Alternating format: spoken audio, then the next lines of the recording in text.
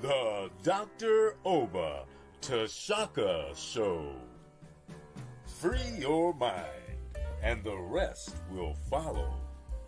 A show for all who are on the journey to discover the truths about their identity, history, culture, politics, spirituality, and family relationships.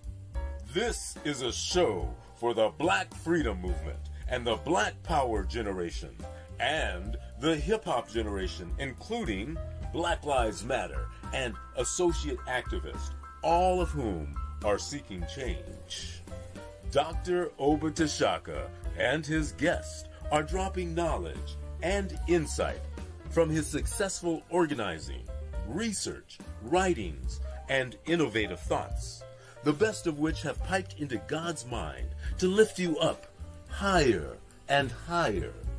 To the bosses, OGs, rappers, influencers, and those looking to evolve from the constraints of misinformation and miseducation to build a foundation for personal growth, love, and mental freedom. Check out the wisdom of the OR. Yeah, that's the original revolutionary, Oba T, who inspired 1 million black men with his rousing speech at the Million Man March, and who continues to fight, write, and speak the truth. Dr. Oba Tashaka is one of the deepest deep thinkers in the world today. A quote by Dr. Asa Hilliard. Dr. Oba Tashaka, then Bill Bradley, was the best leader organizer in the Congress of Racial Equality, CORE. An endorsement from Dr. George Wiley, Associate Director of National CORE and the best organizer blacks produced in the 1970s as the organizer of the National Welfare Rights Organization. The Dr. Oba Tashaka Show. Free your mind, and the rest will follow. Greetings, everyone. How you all doing? Sorry for the late posting for this show. Glad to see you all here. Terry Haggins, Brother Ogawa, and hello to you too, Sister Robin. Sister Lisa, Gloria Briscoe, add one good man. Pretty good moniker there. Greetings. As I say at each show, for those who are new, hit the red button, which is the subscriber button. Greetings to you, Wolf Manlu. And also press the like thing to show that you like this. This will raise up the algorithms and get us more attention. So it's good to be with you again. Last week's show covered Edward Wilmot Blyden. Some of us who are well-read know of him. Most of us do not. He was one of, if not the most brilliant mind produced in the 19th century, one of the two. And so what we focused on last week were central ideas that he shaped on traditional African culture, drawn from his small book, but his best writing, called Africa, Life and Customs. And so I'm a revolutionary, so I've been laying the foundation for alternatives to this unjust society. And so whether I'm going back to 10,000 BC or 149,000, dealing with the Twa, which provide the best model for just societies and really provide the foundation for the model for African family systems, which I've defined in my book, Return to the African Mother Principle, as twin lineal, meaning that our lineage doesn't come from our mother alone or our father alone, but it's twin, mother and father, grandmother and grandfather. from God. If God is she, God's he, God's a spirit. It really isn't either one. But if you're going to conceive God in one way, you got to conceive God in both ways, because that's the way you make things happen. It takes two to tango, the masculine and the feminine on the earth plane. So there's some very important insights coming from Edward Wilmot Blyden on the nature of traditional African societies that was not understood during his time by Africans in the diaspora and still isn't understood by many today. So today's show is going to be connected to that, because we're going to look at one of the worst features of the unjust society that rules the world today, with America in charge of it, and that produces the worst experiences people can have, grinding poverty. I want to dedicate today's show to a good friend of mine. That's a picture of him and me. The brother with gray hair is G2 Weusi. He was 6'4". G2 means big, Weusi black, big black. I'm dedicating this to him because he's one of our great organizers. He and I were good friends. He was the architect for building and organizing the National Black United Front. He built the East Organization. He and I had parallel organizations, Pan-African People's Organization, and the East had the Uhuru Sasa School. We had the Pan-African Center for Progressive Education. This is before we knew each other, because we met each other in 1972. He put out a publication for the East, Black News. We put out a newspaper called The African Awakener. He sent people to Guyana to work. We sent people to Tanzania to work. And so we hooked up in 1972, and we became good friends. I ended up introducing him to his second wife, who I knew through my first wife, Anasa Tashaka. And his second wife had been a member of the Black Panther Party. And we met while we were in a G2 and I went to stay with him in Brooklyn, New York, after he had left the East, and to try and persuade him to get engaged in building the National Black United Front to help do that. And so Angela happened to be in this black bank, looking finer than fine. She invited me to dinner. I was married, but I would have gone anywhere because she was our friend, but I didn't go. G2 went, and it became a long marriage, one of the best relationships that anybody could have. G2 was a master organizer, and his organizing skills were shaped heavily by the Congress of Racial Equality. He was not a member of CORE, but he went to the CORE office and learned basic organizing. He was the leader in Ocean Hill, Brownsville, which was the movement to control the schools in Ocean Hill, Brownsville. G2 Weusi, that's he and I at our African Liberation Day in Oakland, where we rallied between 28 and 30,000 people every year.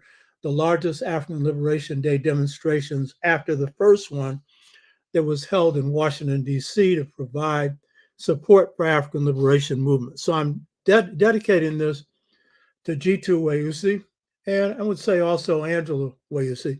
Angela is a master economic developer. G2 was a master community organizer. And so what I have to say today on this topic, it's going to take some master organizing to address it. So the topic for today is, who cares about the Black poor? This may not be the most popular topic for some of our people who are on the AfroNet, because anytime we change from ancient Egypt or anything ancient Africa, the numbers go down, especially on Facebook. you know, but they don't go that high either on YouTube. Like we had a very good interview with Davy D on the birth of hip hop. That's probably one of the best discussions you'll ever hear on hip hop. But the numbers on YouTube were about half of what they are when it's on Egypt. Don't you get it? You use your past to change your present. Otherwise, past is a dope. It's a aphrodisiac. It's, you know, make you feel good, but you're not doing anything with it. History's a weapon. History's a knife. History enables you to cut through oppression. And if you don't have that view, you're wasting your time. You hear me? Huh? You got to make the past serve the present. You hear me? But you only understand that if you're engaged in something to change the present. Because if you aren't, it's probably textbook intellectual stuff. And that's good. I'm an intellectual. But apply it, baby. Huh? So the topic for today is, who cares about the Black poor? And I want to say I was inspired to pick up this topic by Bishop Reed. I was watching some of his stuff. He's a bishop in the African Methodist Episcopal Church. And some of you who write off the Black church don't really know it because it's the one institution you own. You don't write off what you own. And Bishop Reed, before he was bishop, was minister of the African Methodist Episcopal Church in Baltimore, Maryland, had over 10,000 members. Let Minister Louis Farrakhan speak from the pulpit. Not too many Black preachers allow that.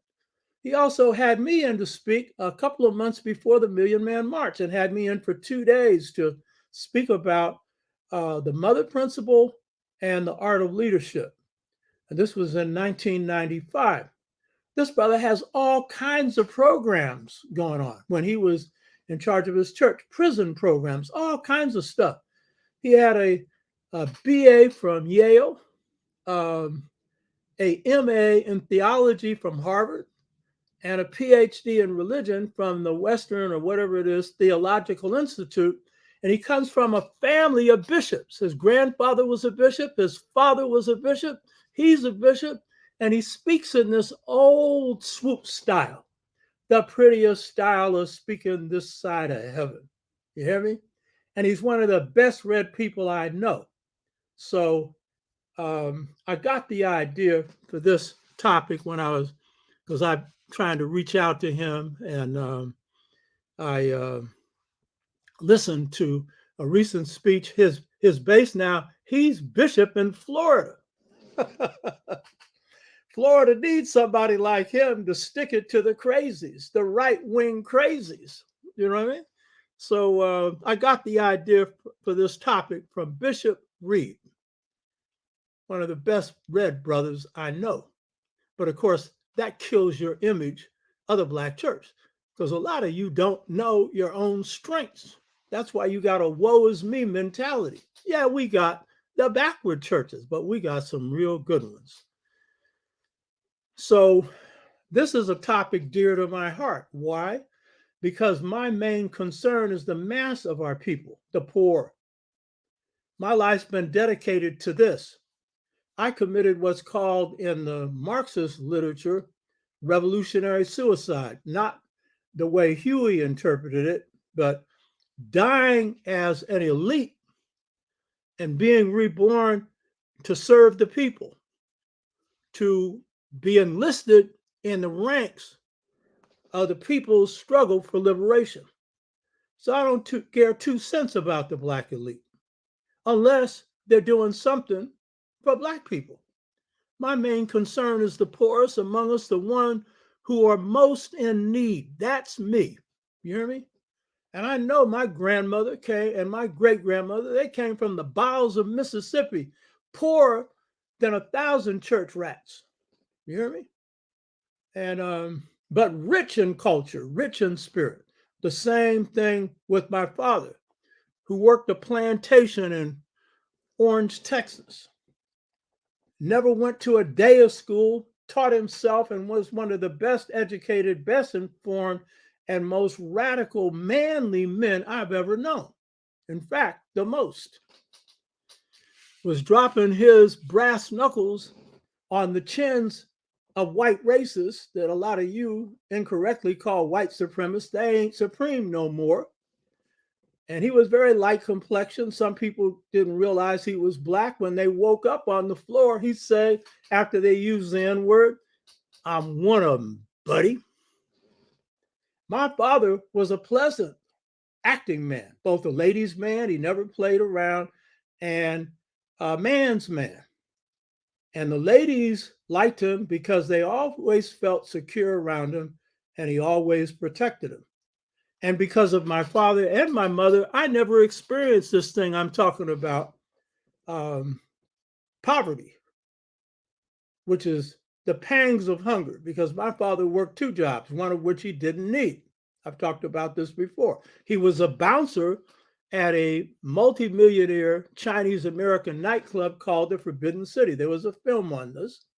He took that second job because his first job was as a longshoreman, and he made good money for his time. And he didn't need a second job. My mother often said that. But my sister found out the reason he had the second job is he could legally kick the behinds of white people and not go to jail. That was my father. But he came from the roots of poverty, you hear me? And worked his butt off so that we could have something.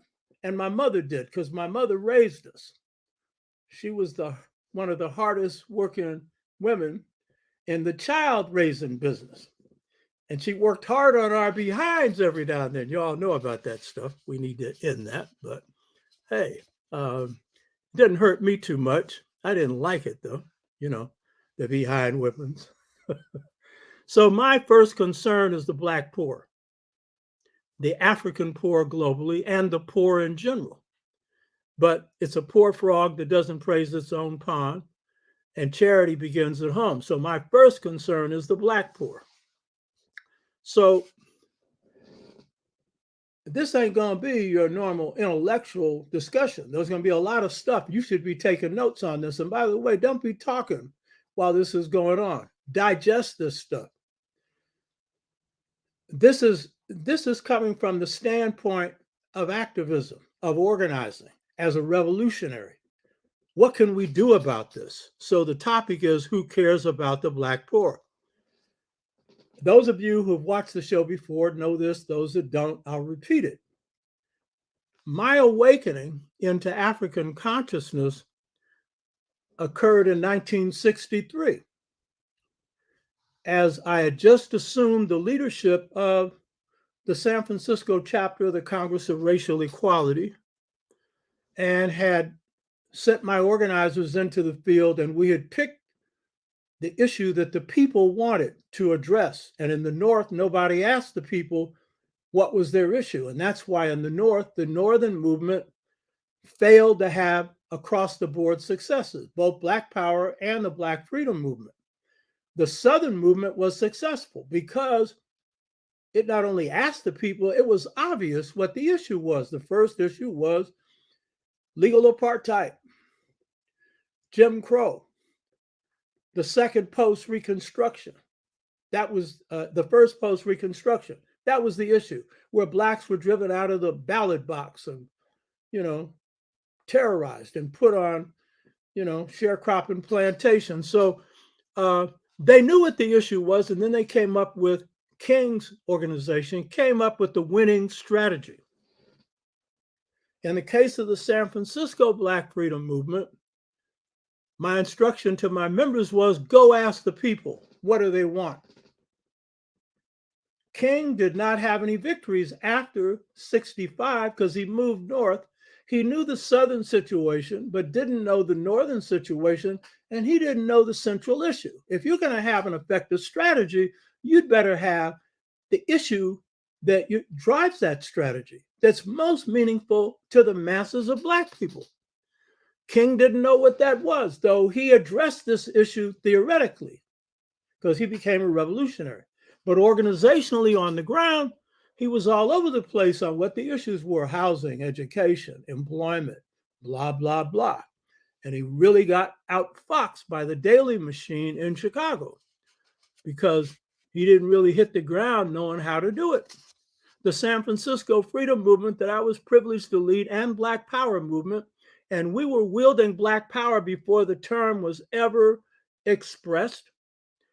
That movement was successful because, one, we asked the people what did they want, and then we shaped multiple strategies for achieving it.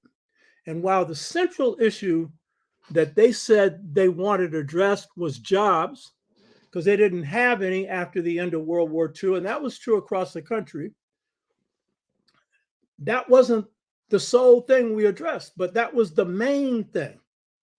That was the main agenda item. And I didn't know I was a strategist, but it just so happened that I discovered it on the battlefield. And we were successful because we didn't have a strategy. King had a strategy in both Birmingham and Selma that worked and got voter rights and civil rights legislation, a big fat achievement. Now, the other groups, CORE, which I was a part of, SNCC, Student Nonviolent Coordinating Committee, Congress of Racial Equality, played a role in that. The student sit-in, they all helped set the stage.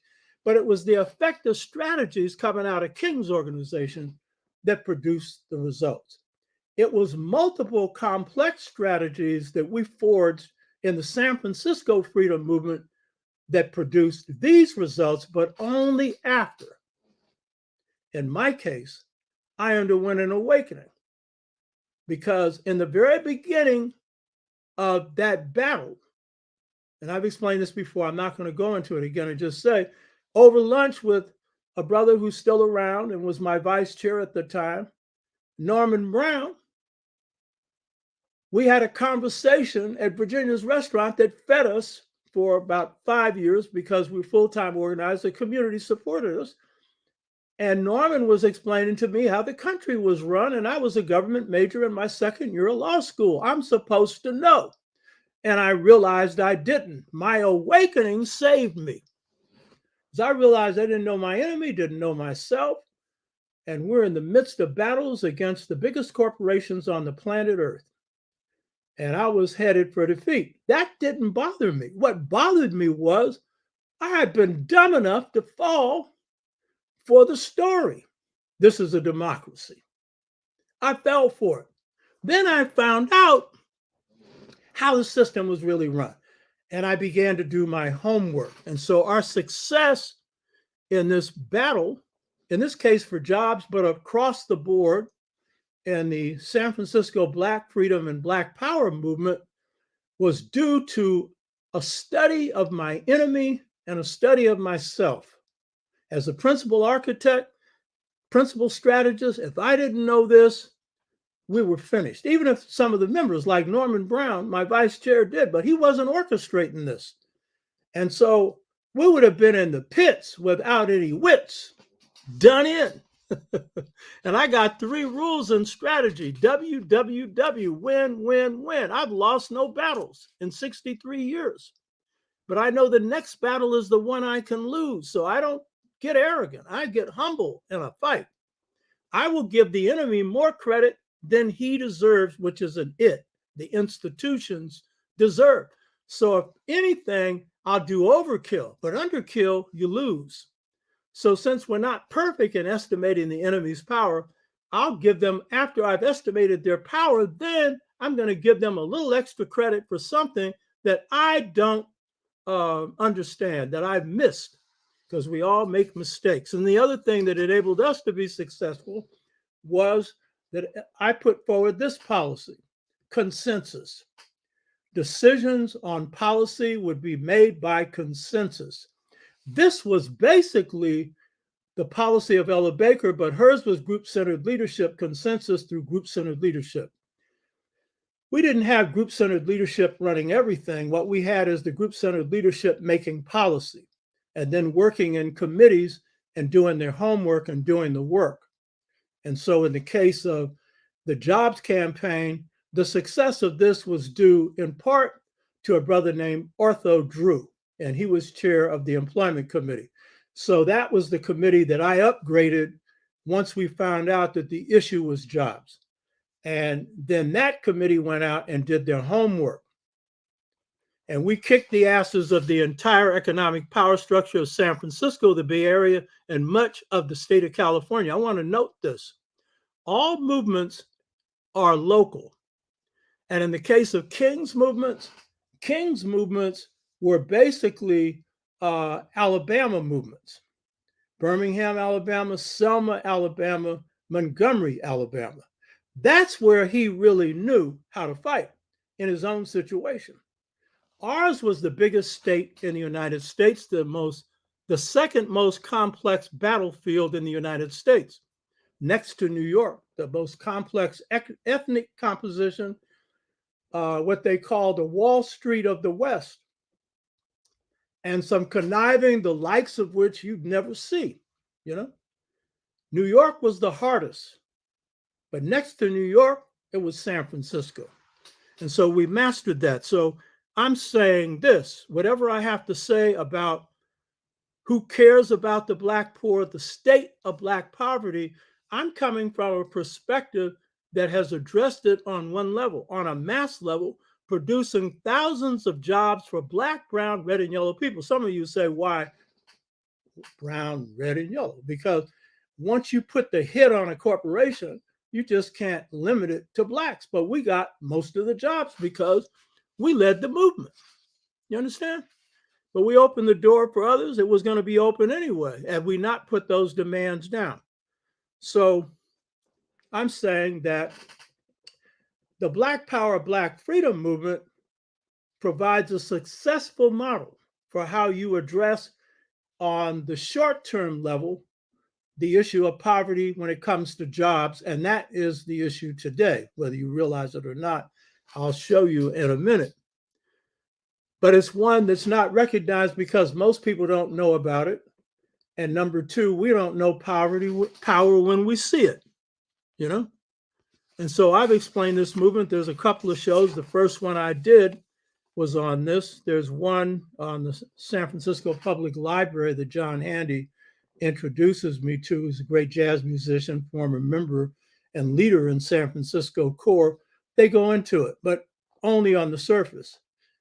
I'm going to be writing about this book, about this movement soon. But this movement is to today what group-centered leadership was, and the mass marches and mass mobilizing was for yesterday for SNCC, group-centered leadership organizing, and today for Black Lives Matter. They picked that up as a model, and it's a good model. And then they used the march, which we hardly used in the San Francisco Freedom Movement because economic movements, the economic power structure is not going to respond to a march very often. But Black Lives Matter effectively uses it. And not just Black Lives Matter, all the networks around it. But then some of you don't study them because they don't fit your ideal profile of what a revolutionary should be. You know what I mean? The key thing is they win. You hear me? They win. So this was really the key to this movement, was that we developed effective strategies, in this case, for producing thousands of jobs for Blacks and people of color. James Smalls and I, we were talking about this, and Smalls and I agree that even before Black business development comes jobs, because if you're going to be able to develop Black businesses, you have to have enough money or capital in your pocket to support it. And that was really why we didn't have to organize Black business in the 60s, because we already had them. But the Black businesses wanted Black people to have jobs so they could come in and patronize their businesses more. So this is the number one issue facing this country right now. I'll go into that in a minute. The Black Lives Matter movement, which you should pay more attention to, and the Black networks that are all high-tech networks, computerized and everything else.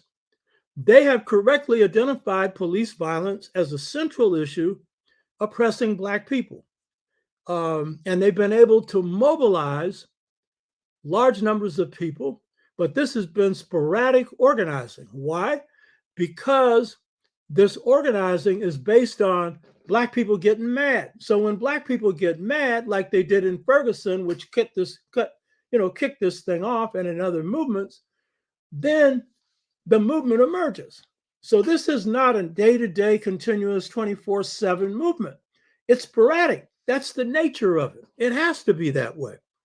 And so the police issue of today serves the role of the Bull Connors of the Birmingham movement, which he was a police commissioner who went upside people's heads. That's why King picked Birmingham, because getting their heads whipped was going to embarrass the government enough to force them to pass civil rights legislation. And the Raymond Pettis Bridge, when people got their heads whipped then, it put Johnson in the position where he had to push for voting rights. So that was really the essence of King's strategy. It worked. That's the thing about a strategy. If it works, it's a good strategy. And if it doesn't, it's no good, So Bull Connor played that role that the police play now, except on a much more massive scale, And so when Trump is rerunning for office for president for his second term, it's the murder of George Floyd and Breonna Taylor that served to fire up the country, 50 states, and over 500 countries around the world, And it was that which was driven also by COVID lockdowns, that, and the mishandling of COVID that led to huge deaths that didn't have to happen at the hands of Trump. And it was also the racism of Trump. It was the sexism of Trump. It was a whole host of things that enabled a mass movement to emerge, the largest turnout in 100 years, to sweep Trump out of office. And had it not been large, Trump would have been reelected because he kept his base of over 70 million and brought in 7 million more, and kept his white women, which is really telling you something. So if people are running around talking about, Trump can't win again, if you don't have a massive turnout, he will. And if you think that Trump and Biden are the same, then you need to go back to school. Because what Trump threatens is the continuation of a republic. This is not a democracy, it's a republic. If he gets another term, you're going to have some level of fascism that's going to be in power. And if you checked out his plans, which are being planned right now by the Heritage Institute that picked most of his cabinet in his first term, he's preparing for concentrating public presidential power at the top. That's what he's planning for, which is pure ass dictatorship. And I ain't no Biden lover. I don't like his foreign policy. I don't like the fact that he could have encouraged the people from Ukraine, the leadership, to negotiate this thing out and did not. Biden likes war. I don't like his policy on Iran. I don't like his policy, which has been the Democratic and Republican, Trump's policy as well, on China. I don't like any of it. And I would have preferred anybody other than him. Bernie Sanders would have been great, who, by the way, is a former Corps member. You hear me? A former Corps member, huh? A white Corps member, you might say. Huh? I'd have preferred anybody to him. But when the masses of blacks in South Carolina picked him, then, hey, it was correct to say we needed to get Trump out. So the point is, Black Lives Matter has put some heat on the street, and that heat on the street has enabled us, in the case of as bad as Biden is, we pushed him to the left. He came up with an infrastructure bill. You think he would have had one, but for that? And that infrastructure bill isn't what it should have been, but it's better than what's been done before. And it doesn't address, to the degree that it should, the issue of global warming. And he's doing some contradictory things on global warming. But the fact is, it's the black heat in the streets that pushed him to the left, pushed him to appoint a whole bunch of sisters as federal judges and a good appointment for the Supreme Court.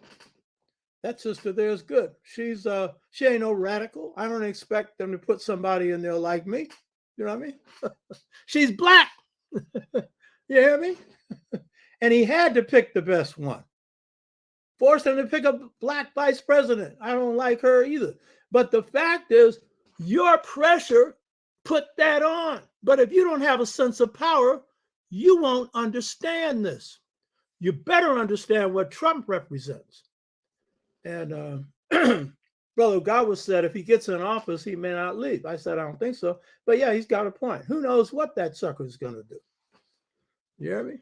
But it's your power that put him out of the White House ready for the jailhouse. We'll see what happens with that. And it ain't interesting that you got a black judge who's going to be handling him on 4 issues that are going to make it fairly easy to try, which means that this thing should be wrapped up before the presidential elections.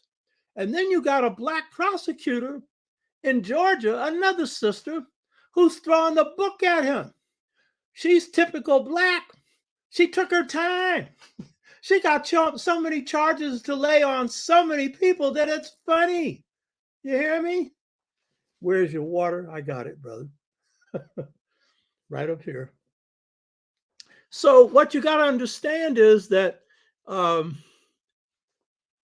we've had heat in the street, and this heat in the street has enabled some things to change, not as much as we'd like, but it's better than it would have been had there been no heat in the street, because without that, you'd have Trump too. And I'm going to tell you, for all of you that can't understand anything else, let me tell you one of the things that you can be sure of. Trump too, with the House and Senate, your Social Security is gone. So I know how to talk to every level. So the issue of fascism is too hard for you to understand because it's too abstract. Understand this. That little paycheck that you could get that would be something when you get older, it'll be gone. Trump pretty much said that. He protected it in his first term because if he put it out in the first term, the whites would have voted against him. So the key point is Black Lives Matter and the associate movements that rallied behind them put Trump out of the White House, prepared him for the jailhouse, and it will take some real organizing to keep him out of second term. Because if he's even with Biden right now, with all those charges on him, that loyal base is going to stick to him like glue to a letter. You hear me? And Biden isn't exactly somebody's favorite person. So you better have some mobilizing and organizing on that. But my key point about that is this, that Black Lives Matter and the associate groups that have worked with them have been right to take up police violence as the rallying issue. But police violence from a strategic standpoint is not going to be seriously addressed ever as long as this system's intact, because the police are one of the first defense lines of a system that oppresses the masses of people and the masses of Black people. And so while you get some concessions, you're not getting any major ones. And so I'm not saying Black Lives Matter should stop dealing with the police. No, that is a rallying cry. You mobilize people around it, But what you now need to do is pivot. Movements can handle more than one issue. Pivot. I'm talking as a strategist. And I'm prepared to do organizing training around this. We set up the Per Ankh House of Life, Amilcar Cabral, Ella Baker Leadership Organizer Training Institute.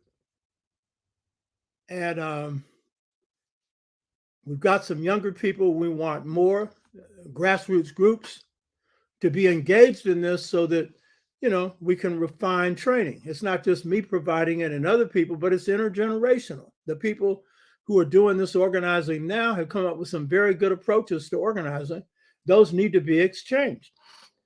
So we need to pivot, continue to do the police thing, but now bring in other issues. And the biggest and most important issue is one that you will find the people will tell you they want you to address, which is economics, jobs first, business development second. That has to be the linkage issue, because on those you can not only win, but you can affect the state of life of people. This is not my solution for overall change, because one of the conclusions I reached with this successful movement was, and King did it politically on another level, was, yes, we were successful in producing jobs. But the very success revealed the failure, and it is capitalism is not structured to employ all the people and to provide good wages. It's not structured for that, let alone to empower them in any way, economically, politically, socially, or anything else. So the victory also taught me that you had to go deeper than just the movements for immediate reforms, which is what we carried out. You got to go to structural change, and I'll address those today. And I've been addressing them with almost every show that I've done, because I'm a revolutionary. But I'm a revolutionary that comes out of day-to-day struggles, and I understand the connection between reform and revolution. Reform is a mother of revolution, but it does not mean that every reformist movement, that is putting patches on the system, trying to improve things, getting more housing, better education, more jobs, that is going to automatically lead to revolution, transformation. But it is the key to it.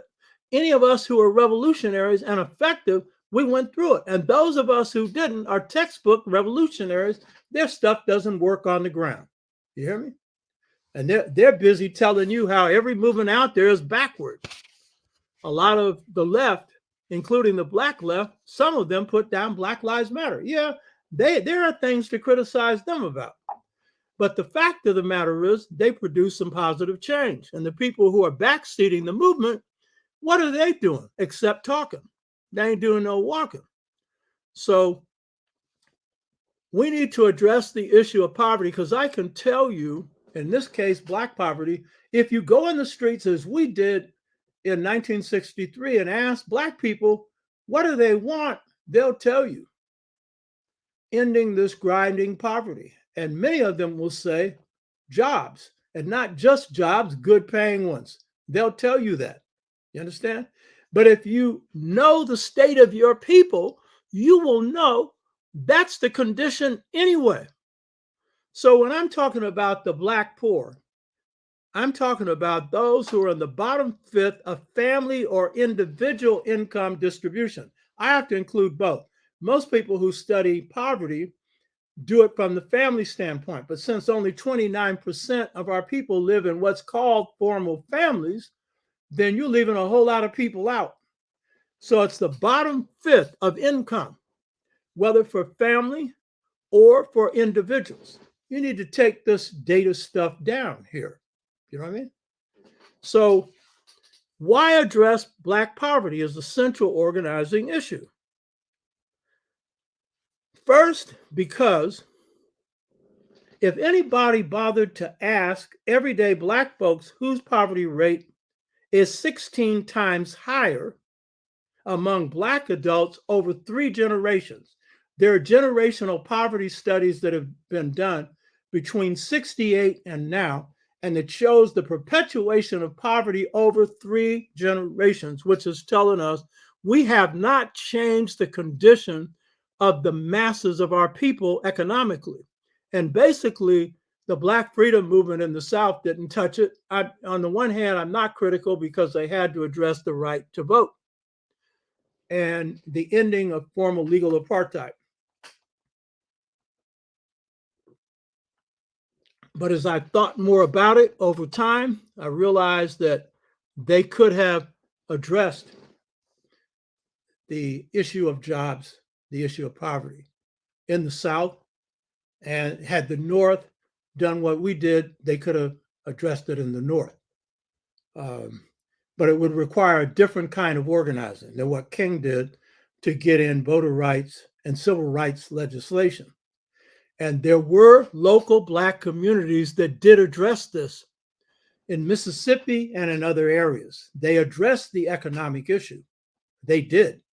And but they didn't have the organization to go from locality to locality. That was one of CORE's strengths. See, CORE is the most underestimated of the 3 Black freedom movement organizations. We produced the most sophisticated organizing in the movement between SNCC, CORE, and SCLC. SNCC produced brilliant organizers and brave organizers. So did CORE. CORE was in the roughest place to organize with SNCC, which was Mississippi. King didn't touch it, and I don't blame him. They would have blown him out of the water if he had spent 2 days in Mississippi continuously. I don't blame him for not touching Mississippi. You know what I mean? But CORE, we were national, whereas SNCC and SCLC, until SNCC announced Black Power, they were regional, Southern, and they never really developed the organizational format to turn Black Power into a national organizational movement in the North, let alone the South. It was a slogan. It was never translated into a program, but it was still a good thing because it reflected the rising consciousness within the Black freedom movement and the influence of people like the bad El Hajj Malik El Shabazz, better known as Brother Malcolm X, who's my second master and was the master for a whole lot of us. So the issue of Black poverty today, it ain't no question. It's the top issue next to, even though, the police violence is serious, and Black on Black violence, which we've got to deal with, which was planted in our communities when they put drugs in there and disrupted our communities. But we're the ones that are going to have to address this. But poverty, what we have is over 3 generations from 1968 to now, the poverty rate among Blacks is 16 times higher over 3 generations than it is among whites. Over 3 generations, the average poverty rate, according to the data, and I think this is a low number, is 21.3% compared to 1.2% among whites. You get that? It's not that they don't have poor, but over this, 3-generation period, they've been able to get out of poverty. We often are stuck in it for a variety of reasons. So since 1968, then, we have had this problem. And so what it has meant, poverty for Blacks or anyone that's facing poverty, but since ours is extreme, the only group that has a higher level overall is Native Americans. What does it mean? It means hunger. It means low income. It means poor housing. It means a lack of fresh water. It means no health care or very little. It means rundown schools, poor clothing, and just general misery. You hear me? You got Blacks eating rats. You hear me? That's how bad it is. But some of us got our heads in the sand, or we think that there's some little solution for this, and it's We just need to lift ourselves up by our bootstraps. And I'm going to have some suggestions for what people can do. And I think you already have some, and probably some people here are using some of these methods. But overall, this is systemic. This is a system that has caused this. So Black poverty is the number one issue because 1 in 5 Blacks are poor compared to 1 in 100 whites. Get that number. 1 in 5 Blacks are poor as compared to 1 in 100 whites. Don't get me wrong. You got some poor whites. And in fact, the reason why Trump got into office is he appealed to them because this country's dumping a whole lot of whites. But the fact is, we've been dumped from the beginning, in the middle, and right now. The problem of Black hunger is so serious among Black people that 94% of the counties which have a majority of Blacks are hungry. If you have a majority Black county, 94% of the people in that county are hungry.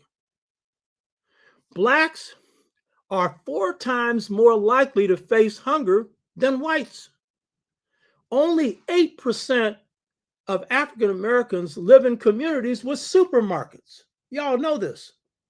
And so they got to go to these little corner stores where they got this bread that will cause diabetes and you pay more for it. They got everything that is low down on the health scale. Y'all know about that.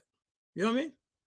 And so the supermarkets, only 8% of Black people who live in Black communities have supermarkets. Only 8% of those communities have supermarkets. While the communities in which white people live, 31% of those communities have supermarkets. And if you're poor, you don't have a car.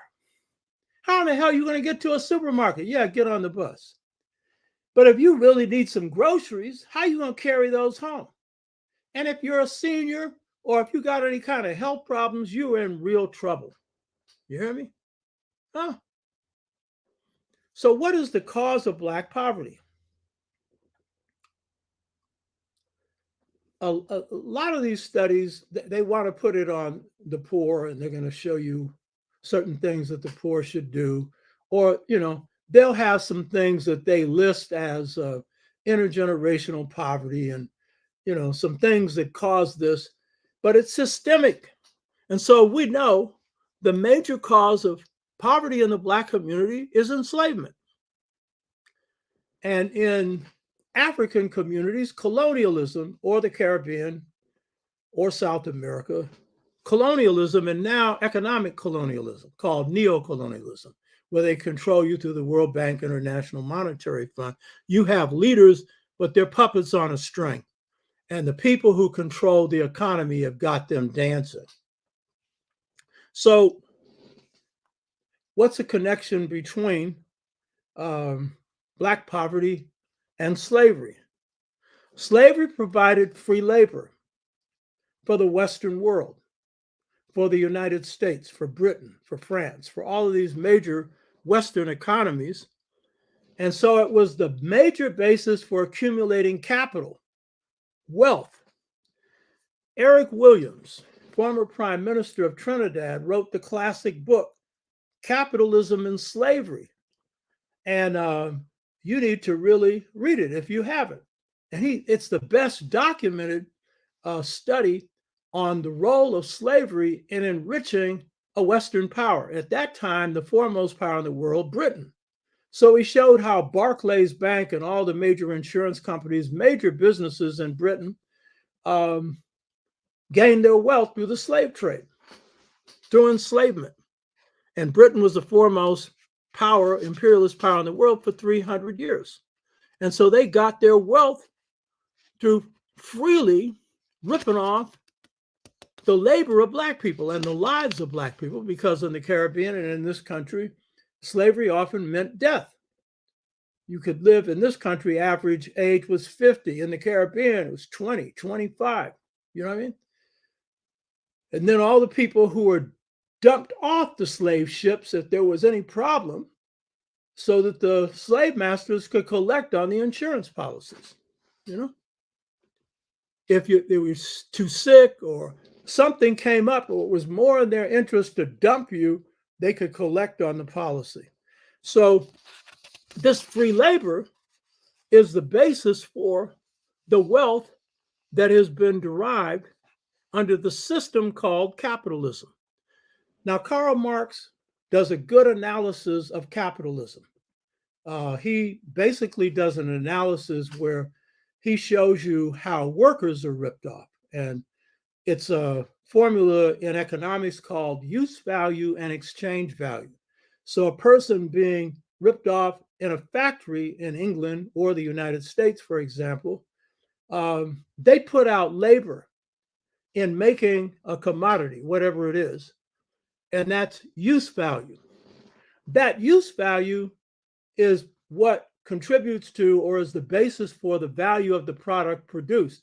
And when it's sold, it's called exchange value. And so when you have use value and exchange value, you have a commodity. So that was Marx's analysis. But Marx didn't do an integral analysis of how slavery was at the foundation of the accumulation of capital that enriched the Western world. And we were treated as the commodity. And so whatever we put into the labor, we didn't get anything out of it. And we could be sold or the products we produced, either way. And none of it got into our hands. So this is the nature of capitalism. It's a vulturistic rip-off system. And if you think you're going to progress under it, yes, a few have. You know, you got a few black billionaires. And we got a lot of black people out there thinking they can be that. Your chances of being that are as possible as you being able on your own ability to fly to the moon. Or to survive if you hold your breath for 3 or 4 minutes. You got as much chance of being a billionaire as you have of living through one of those experiences or being able to get on the moon on your own effort. So this isn't just the cause of Black impoverishment in this country, it's the cause of Black impoverishment in Africa, the impoverishment of a lot of Asians and people of color throughout the world. So this is the major cause, capitalism. And when you see any studies of what's wrong with this system, they don't identify capitalism as the problem. They will give you a good analysis on poverty, but they're not going to identify that. They're not going to get any funding for their studies, you know. The founding fathers who wrote the Constitution of the United States, and the Constitutional Convention was chaired by George Washington, who was the richest person in the United States. He was the richest slave master. That's where his wealth came from, true to where capitalism got its wealth. The so-called founding daddies, they represented the 1%. And the 1% at that point in America's history controlled half of the wealth of this country. And so they structured the Constitution to see that wealth would be perpetuated, not only perpetuated, but would grow. If you look at the Supreme Court right now, it seems to be some revelation that the justices have been bought off. Clarence Thomas gets the major look because of the planes he's flown on and everything else by the rich. One of the rich donors bought his mother's house and so forth. But the fact is, most of them owe their positions to whatever these wealthy do. And as I pointed out before on other shows, when Chief Justice of the Supreme Court, Oliver Wendell Holmes, was asked what was the basis for Supreme Court decisions, he said, we bend towards the most powerful forces in society. That's what the Supreme Court is for. And they've grabbed power. So anytime they choose, they can strike down a piece of legislation that comes out of Congress, and it will invariably be legislation that is good for the poor. And you've seen what they've done with abortions rights. That's a position of the overwhelming majority of people in this country and the overwhelming majority of women across all ethnic groups. But they've imposed their decision on them. And they are the ones responsible for Bush 2 being put in office. And when the Supreme Court was asked what was the basis for this, they said there's no precedent for this. And then one of its members said, we did this because we're the Supreme Court. Supreme Court under British common law is supposed to be based on legal precedent. But all law, basically in the West, or at least most of it, is based on power. The powerful get what they want, and you don't. Or as Rap Brown said, justice is just iced. Huh? If you're poor, if you're Black, and even if you aren't poor and you're Black or a person of color. So now, according to the Federal Reserve, the question is, so again, what's the basis for Black poverty and poverty in general? Well, the overall basis is the unequal distribution of wealth, which is obscene in the United States and throughout the world, particularly the Western world. So according to the Federal Reserve statistics, and I don't really accept these because they're going to do the cover up, but the distribution of wealth is so bad that they have to at least concede that it's bad, not as bad as it is. So according to them, the 1% own 32.3% of the wealth in the US. Check this out.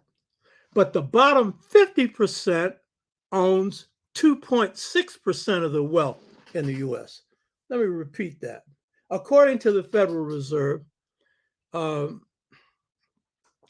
top 1% owns 32.3% of the wealth of the US, and the bottom 50%, 2.6% of the wealth. Now, at the time the country was founded, 1% owned 50%. You think they own less now? Those figures are deflated. It's worse than that. Today, according to the Federal Reserve, the top 1%, which owns this 32.3% of the wealth, exercises inordinate power. So if we're looking then at why do we have Black poverty or brown poverty or red poverty or any poverty at all, it's based on the inequality of the wealth distributed under capitalism. Because if a few have got almost everything, there's hardly anything left for everybody else. That's the math. If you got 100% of something, in this case, an economic cake, and most of that cake is sliced, diced, and eaten by 1%, the rest is scrambling to get crumbs. As Malcolm X said, to paraphrase him, he was talking about citizenship. He said, if you sit at a table and call yourself a citizen, but everybody else has got a meal and you've got crumbs, are you a citizen? Huh. Well, you can ask the same question about wealth. The chances of you becoming wealthy is slim. So it's the structure of a racial system, but I want to stress a racial caste system that is responsible for this under capitalism. What do I mean by caste? Caste is, in India, that's the caste system. But Julius Nyerere, when he and I had a conversation in 1977, and I've not written any of this down, I remember all of it. He made the same point I made, and it was this: that in the world, whites represent a caste that sit on the top of all African people. And that's true. I don't care how middle class you are. I remember Colin Powell talking about, he's at an airport with 4 stars on his shoulder, and a white person comes up to give him her suitcase. He's got to be a red cap. He couldn't be chief of staff of the U.S. military, because under caste, he's underneath the poorest white person, and the poorest white person could wipe his butt out and probably get away without going to jail, especially if he does it in a place where they wouldn't even look. But in most places, that person at the time he was head of Joint Chiefs of Staff would not have got the death penalty, and rarely does now. So when the left talks about class, they leave out caste, because racism creates the situation where I don't care what level you're at, you're on the bottom when it comes to whites, and especially when it comes to rights. You hear me? Your little bank account doesn't bestow rights on you. And you can be blown away at any minute just because of the color of your skin. So, and this is true also of Native Americans and Latinos, who are also frozen at the bottom of the economic ladder. But it's Native Americans first on the bottom and us second. The United States economy, therefore, was based on the enslavement of Africans and the genocide of Native Americans, which is affirmative action, by the way. Whites had an affirmative action program, which was slavery, genocide, and stealing half of Mexico. And then calling the people who come across what was their borders stolen from them aliens, like they came from another planet. So Blacks have found ourselves in the position after slavery for 100 years under the new Jim Crow. And this system was a system of sharecropping where Blacks did free labor. And under this system, we were the slaves of society. That is, any white person had the authority to exercise whatever they wanted, their power over us, and any state, especially in the southern states, had that power as well. So we were slaves, to paraphrase Frederick Douglass, of society, and we were slaves of the states. And yet, they said they freed us. And we know whatever freedom we got, we won it through the barrel of a gun, 170,000 black men blowing their enslavers away. But this is what we got in between. It took 2 world wars. A. Philip Randolph's threat of a march on Washington in D.C. to get blacks injected into the industrial economy of the World War II manufacturing economy.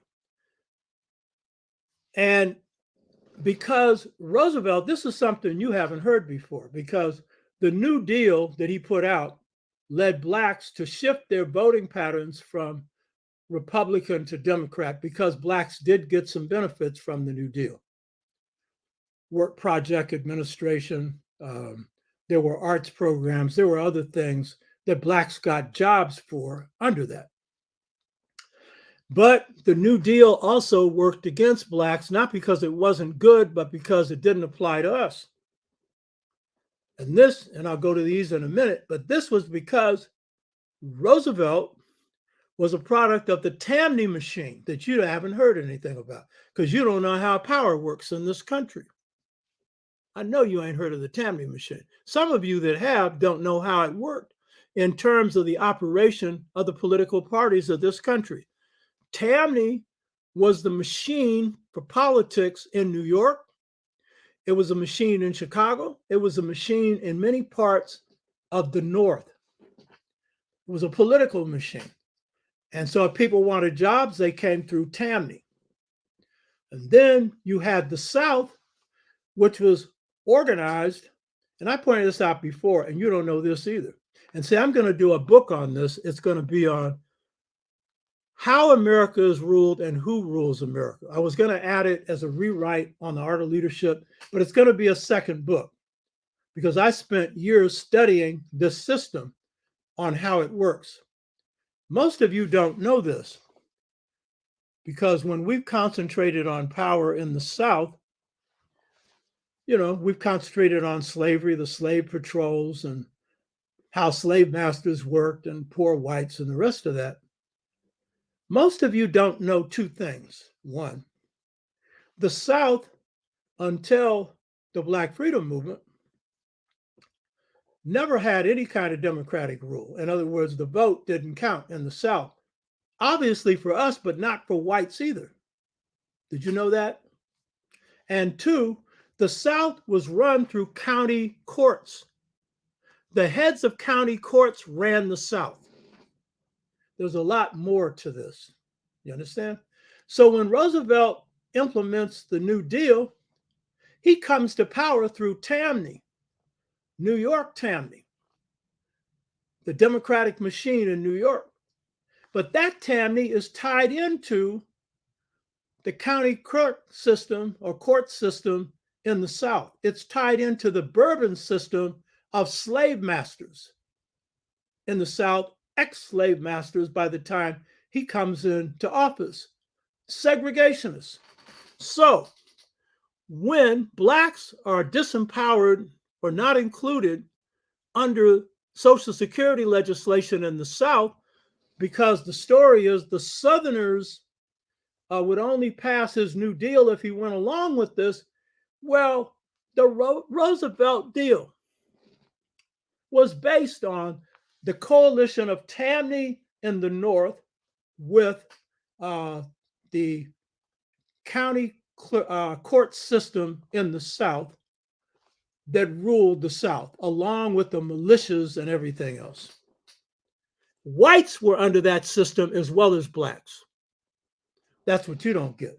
And when Jim Crow is enforced through the first post-Reconstruction, 40% of the sharecroppers are white. Did you know that?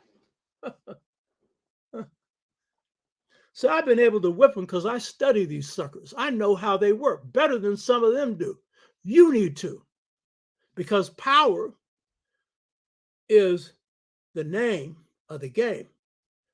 And you need to know how it's exercised. So the key point is when Blacks find themselves in the South excluded from Social Security, it's not just because the Southerners insisted upon it. It was the system operating under Tammany, which was the Democratic Party system in the North, and the county clerk system that ran in the South. Similarly, Blacks were excluded from FHA, Federal Housing Administration home loans. And so for a long time, Black people could not finance a home. And in places like Chicago, they had certain rental agreements where people were promised that long-term this could transfer into home ownership, which it never did. Or in the case of Washington, D.C., where Blacks could actually get FHA loans. The FHA loans were, of course, in Black communities, which over a period of time, Washington, D.C. became predominantly Black. Now it's 30%. But at that time, Blacks could get a home loan. But the problem is the banks would not invest in those areas. So the equity would not grow in the home. And so a Black person who bought a home in Washington, D.C., let's say 1945, and they passed it on to their children, let's say in 1970, they were getting almost the same value that the parents paid for it. Because again, capitalism structures oppression. I call this system we're under semi-colonialism.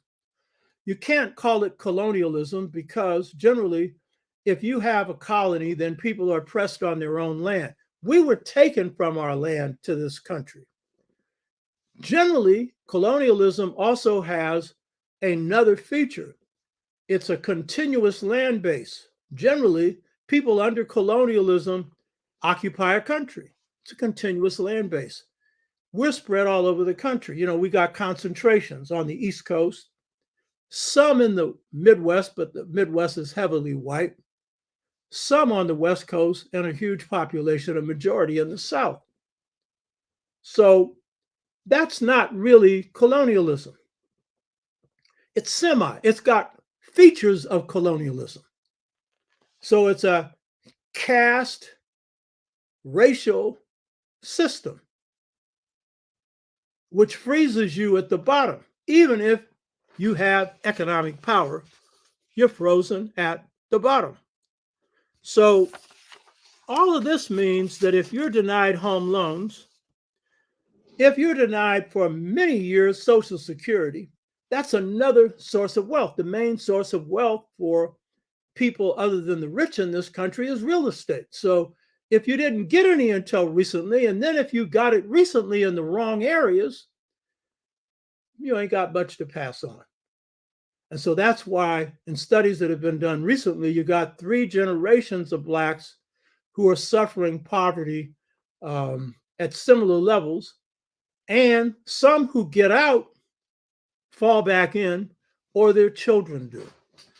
And this was a issue that was addressed when I dealt with the show on Wilmot Blyden's position. He pointed out at that time, an African in Europe could gain wealth, but he would lose it because Europe is structured to favor Europeans. And so your little oneself, you might keep it for a period of time, but there's no structure to enable you to keep it going. And you'll eventually lose it. And that's the nature of how it works here. So this contributes to poverty. So economic inequality isn't just confined to the United States. According to Oxfam, OXFAN, the richest 1% of the, of the world, the richest 1%, control half of the world's wealth, 1%. It's the same figure that you had for the US when this country was founded. The 1% controlled half of its wealth. They have duplicated this around the world. So if you think you're getting out of this without structural change, which is a revolution, you're kidding yourself. It may not happen in your lifetime, but this baby ain't changing unless it gets changed from top to bottom. 81 billionaires have more wealth than 50% of the world's population. 81. You hear me? 81. While some pay only, of these 81 billionaires, only 4 cents on their taxes for $1. 4 cents on their taxes for $1. Elon Musk, who's the richest man in the world, paid 3% on taxes from 2014 to 2018, 3%. And this guy is richest man on the planet. While an Ugandan who has a business and makes $80 a month, which would be a lot of money in Africa, but it's nothing. That person has to pay 40% on taxes for $80. And if you deal with the poor in this country, they're in this tax category at 33%, whatever, on nothing. They're getting nothing. They're in these $20,000 a year jobs and stuff. And, they're taxed through the net. And when the IRS audits, they audit them. They don't audit the rich. You hear me? 10 billionaires own more than 200 million African women. There's 700 some odd million African women on the planet, but 10 billionaires have more wealth than 200 million African women. And by the way, African women sustain the African economy. That's where the wealth comes from that generally gets ripped off because they're the agriculturalists, and the economy of Africa is fundamentally agricultural. And they're cut out of the decision-making on every level, including the political level. They usually don't have much of a say-so in the decision-making of their own country. Check this out. When the pandemic hit and finished, the poorest people in the world lost 40% of their income. Their income was already nothing. You hear me? The average income of a poor person on the planet is close to $2 a day. Now I get some figures that a little bit more. It's average $2 a day. So that meant you're on $1. And then if the World Bank and International Monetary Fund comes in and gives a loan to a country, the first thing they say is cut back on bread, cut back on education, cut back on health care. Huh? For our people that have nothing already. So as long as you're under this system, you're going to be not just poor, exploited to the maximum. So neocolonialism, which is economic colonialism that follows independence with the World Bank, International Monetary Fund, and neoliberalism that seeks to privatize public wealth and put it into private hands. This same neoliberalism puts African countries and other countries that are subject to it to end up paying 4 times what they spend on debt than they pay on healthcare.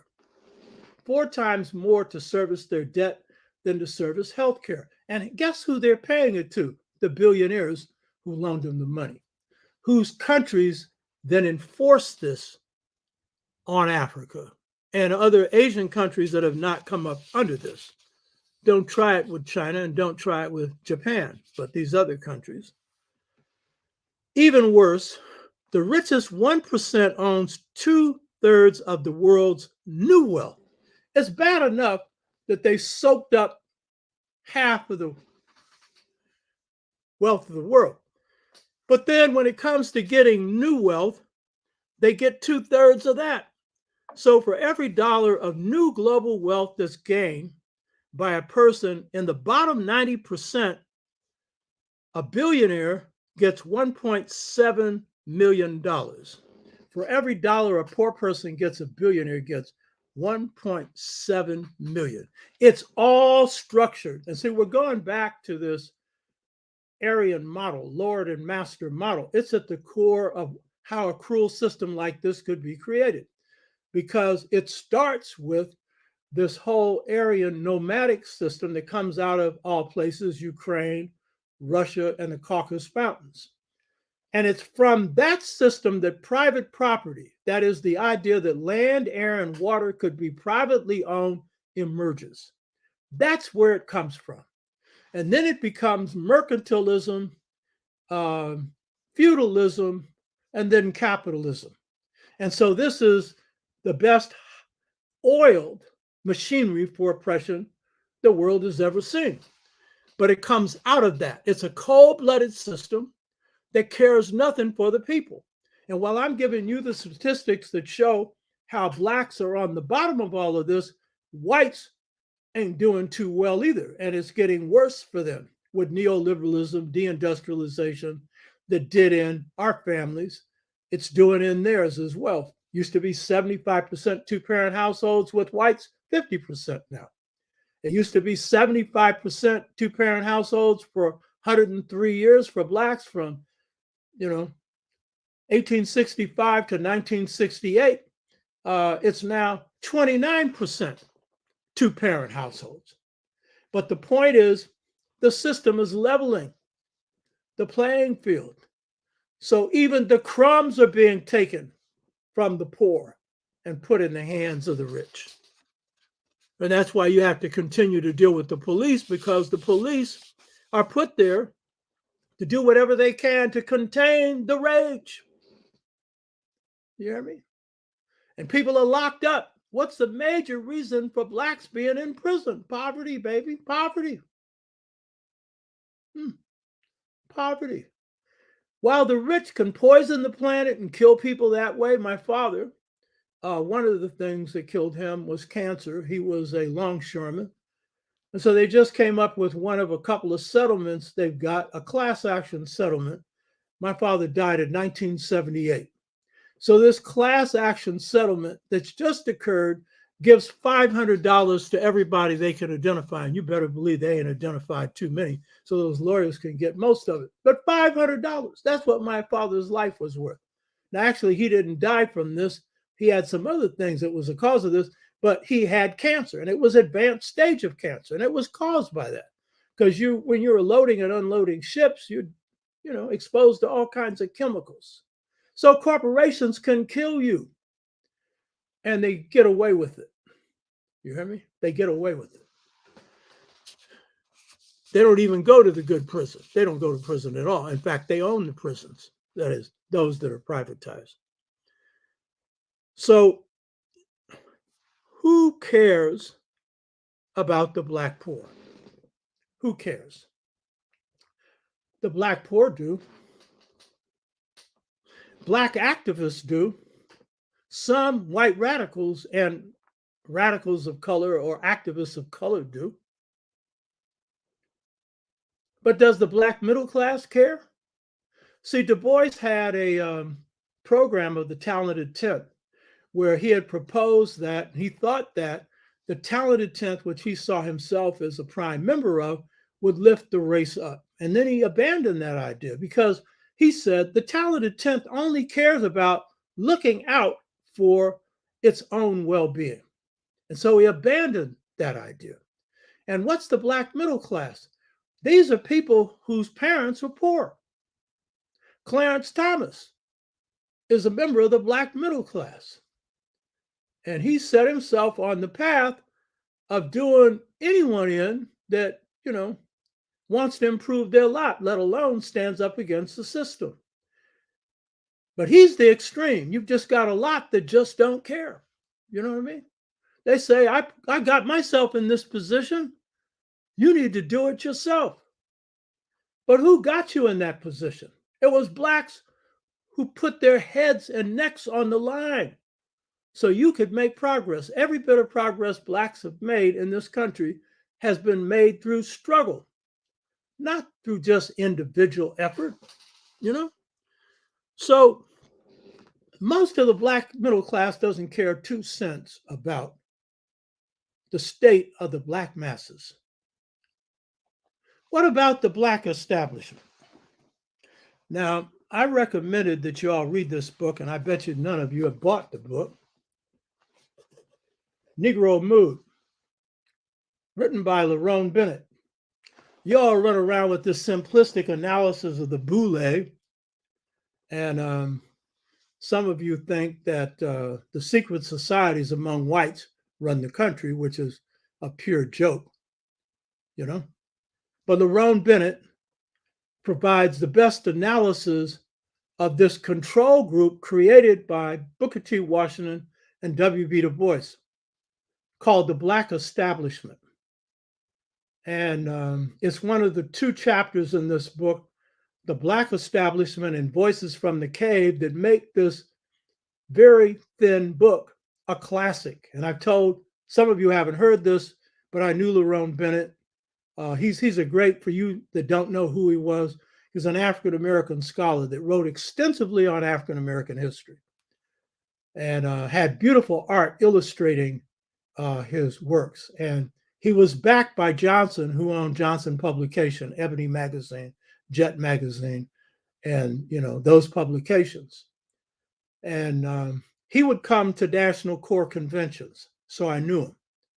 Ended up being National Treasurer of Corps, chair of 14 states in the Western region, and then chair of the local chapter of Corps. And then I've said this before, but those that haven't seen the show before, I'll repeat it. The Million Man March, before I'm getting ready to give my speech around 9:30 in the morning, Lerone Bennett's on the stage. And I asked Lerone, I said, why haven't you rewritten or republished this book? Oh, I'm going to do it. And before that, when I was, in Selma as a March Marshal, got arrested there and whatnot, the Selma to Montgomery March in 1965, he's there.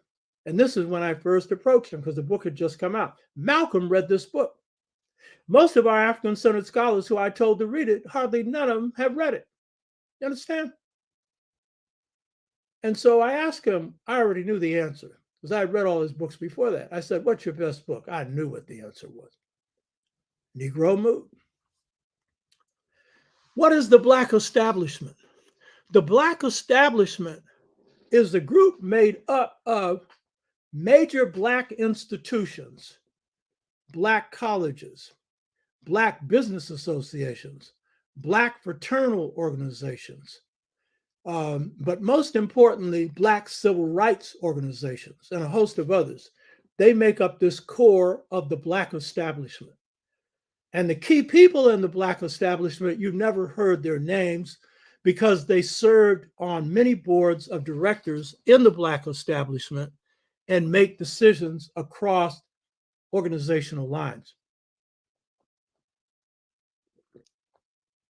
The leading groups in the Black establishment are the civil rights organizations, and I would say now the Congressional Black Caucus. They should call them caucus. They make up the leading groups in the Black establishment. Now, here's the thing about the Black establishment. A. Philip Randolph, the Congressman, Adam Clayton Powell, Sr., was a member of the Black establishment, but Adam Clayton Powell Jr. was not. Why? Adam Clayton Powell Jr. was too radical for the Black establishment. Ron Dellums, who ended up being in charge of the appropriations process for a while in Congress, a progressive congressman, was not a member of the Black establishment, you know. But many members of the Congressional Black Caucus are. So your politics has a lot to do, not only with your position within these organizations as presidents of a college, a Black college, or heads of a fraternal organization or whatever, or Black publishers, they're another grouping in there. Johnson Publications would be a part of the Black establishment because it depended heavily on Jewish and Zionist, ads. And when Jesse Jackson began to meet with the Palestinian Liberation Organization, Johnson Publication called him into a special meeting. And Johnson told him that they would not back him any further. And by the way, Jesse Jackson was backed by the Black establishment if he had another meeting. And of course, those meetings ceased. Jesse Jackson himself was financed by the Black establishment of Chicago that has one of the richest groups of Blacks in the United States. They bought his house, they bought his clothes, they put him on a salary. Y'all don't know any of this because you just deal with black and white. There's a thing called power. You better understand how it works. So the Congressional Black Caucus, when it was first formed and when the Ron Bennett did his analysis, they barely existed. But now if Ron Bennett was alive, he would add a number of things to his analysis on the Black establishment, and it would include the Congressional Black Caucus. So what do the Congressional Black Caucus have to say, and what have they tried to do for the poor? Well, they have an annual budget that's okay, that has no chance of getting enacted. And in its first period of operation, they took stances in opposition to apartheid in South Africa.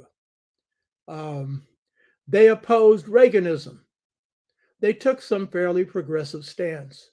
But what's happened to the Congressional Black Caucus since then is they have become heavily heeled and heavily financed by the white corporate elite that puts money into their campaigns, that has helped fund their office and a lot of their programs.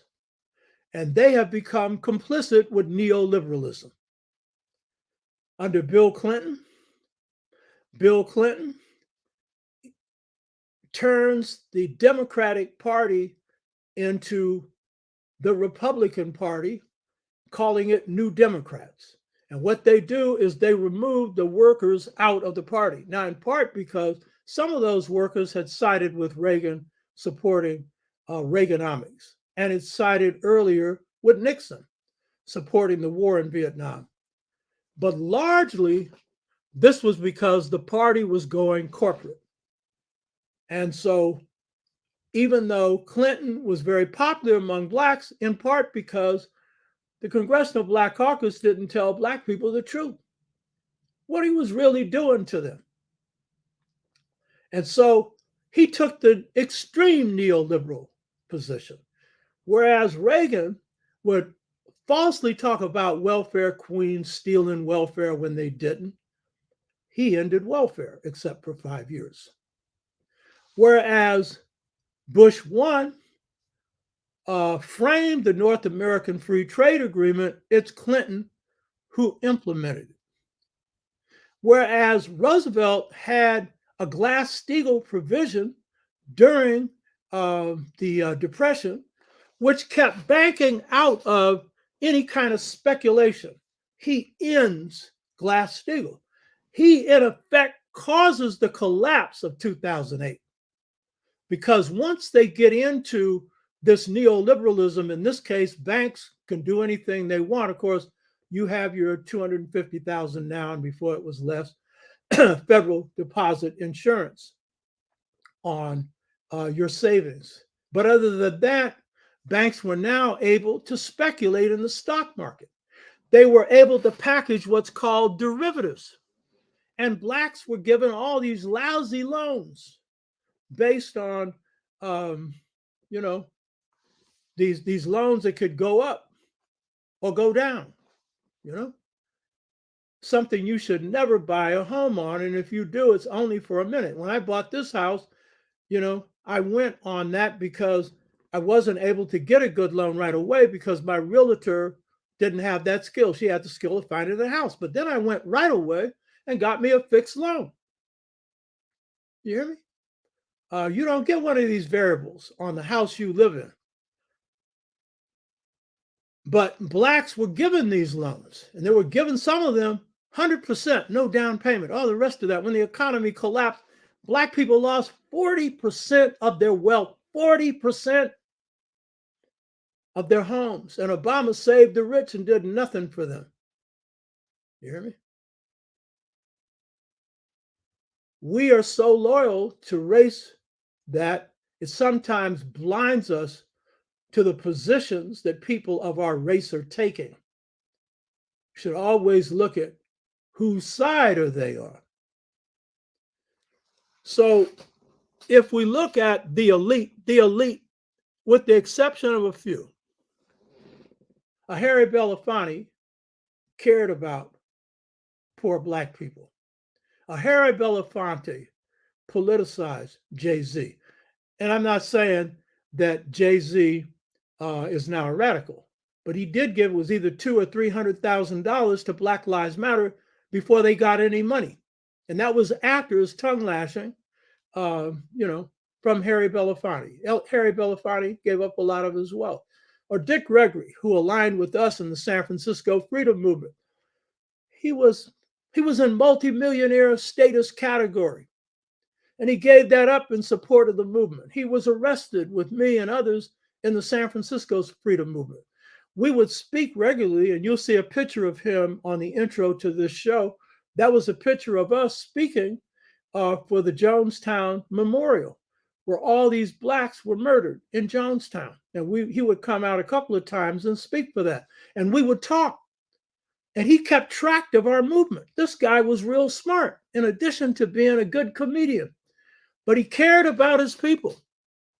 A major supporter of Martin Luther King, Sidney Poitier, the same way. You know what I mean? So you have blacks within this group that care about the people. Danny Glover is somebody who cares about black folks. He was radicalized through the Black Studies strike, San Francisco State. So whatever community he goes in to prep for acting, he's in the community doing something. You know what I mean? So you have blacks like this. I'm not putting them all down. You know what I mean? But the overwhelming majority are in this category where they don't care. So So the question is, so what's the long-term thing on this? I've been giving this to you for the longest. The restructuring of this system. King reached that conclusion in 65. Malcolm reached that conclusion, particularly after his forceful exit from the Nation of Islam. That is, he was pushed out. And as he traveled in Africa and he observed those countries that were addressing the needs of African people, one that really impressed him was the country of Tanzania under Julius Nyerere. And he began to see that what Africans called African socialism, or some of them just called socialism, some called it scientific socialism, that he was seeing that a system in which the wealth is equitably distributed was key. And so Malcolm and King came to the same conclusion by the end of their life, that the system needed to be restructured. So Malcolm said, just as a chicken is not designed to produce a duck egg, so America is not designed to produce freedom. He said, if a chicken could produce a duck egg, it would be a revolutionary chicken. If America could produce freedom, it would be a revolutionary system. He was moving in that direction. He was always a revolutionary, that is, in the nation, after he got out of his street mentality. But more so as he was able to grow outside of the Nation of Islam. So the stuff that I've been presenting on the Chua and showing you how male-female empowerment is key to that. That the equal empowerment of males and females is key. Whereas Marxism talks about the equal distribution of wealth, it doesn't talk about the equal distribution of power.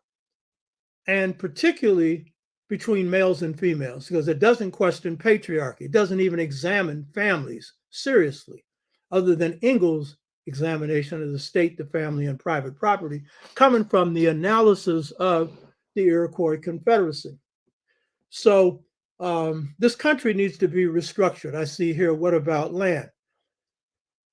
Land is a key possibility for us.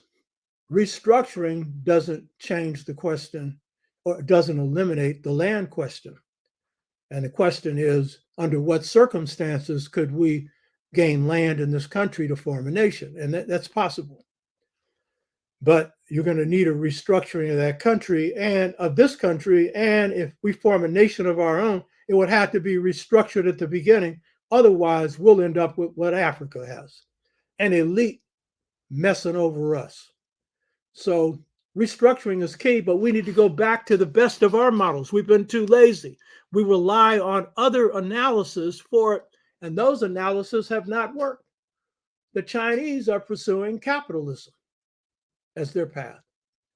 The Russians, talking socialism under Stalin, pursued nothing but murder against their own people and a war economy that they thought they had to have to compete with the US, which was not smart. As long as they had one atom bomb, America's not going to invade them. They should have focused on taking those raw resources, and they have a highly educated population with a lot of women with skills, and beginning to manufacture those things, or under solar energy, get away with what would destroy the environment. But instead, they focused on the superpower war thing. They fell into the trap of the Cold War set by Truman. That's a whole nother discussion. Big mistake. The Chinese haven't made that mistake. So we need to draw from the best of our models to formulate ideas for a society in which wealth is equally distributed and power is equally distributed, and where the environment is handled in a just way, which traditional African systems did, and where the human spirit is respected. So if you go look at my shows, I've been giving you a lot of this stuff because I think ahead. We need to think way ahead while we're dealing with the here and now. We need to do both. We're capable of doing more than one thing at one time. Short term. When it comes to the jobs issue, the San Francisco Freedom Movement provides the model. It's not the sole thing. There are a lot of other things we have to do. Things have changed now from the 60s. For example, the cost of living is extremely high, the cost of rent in many parts of the country.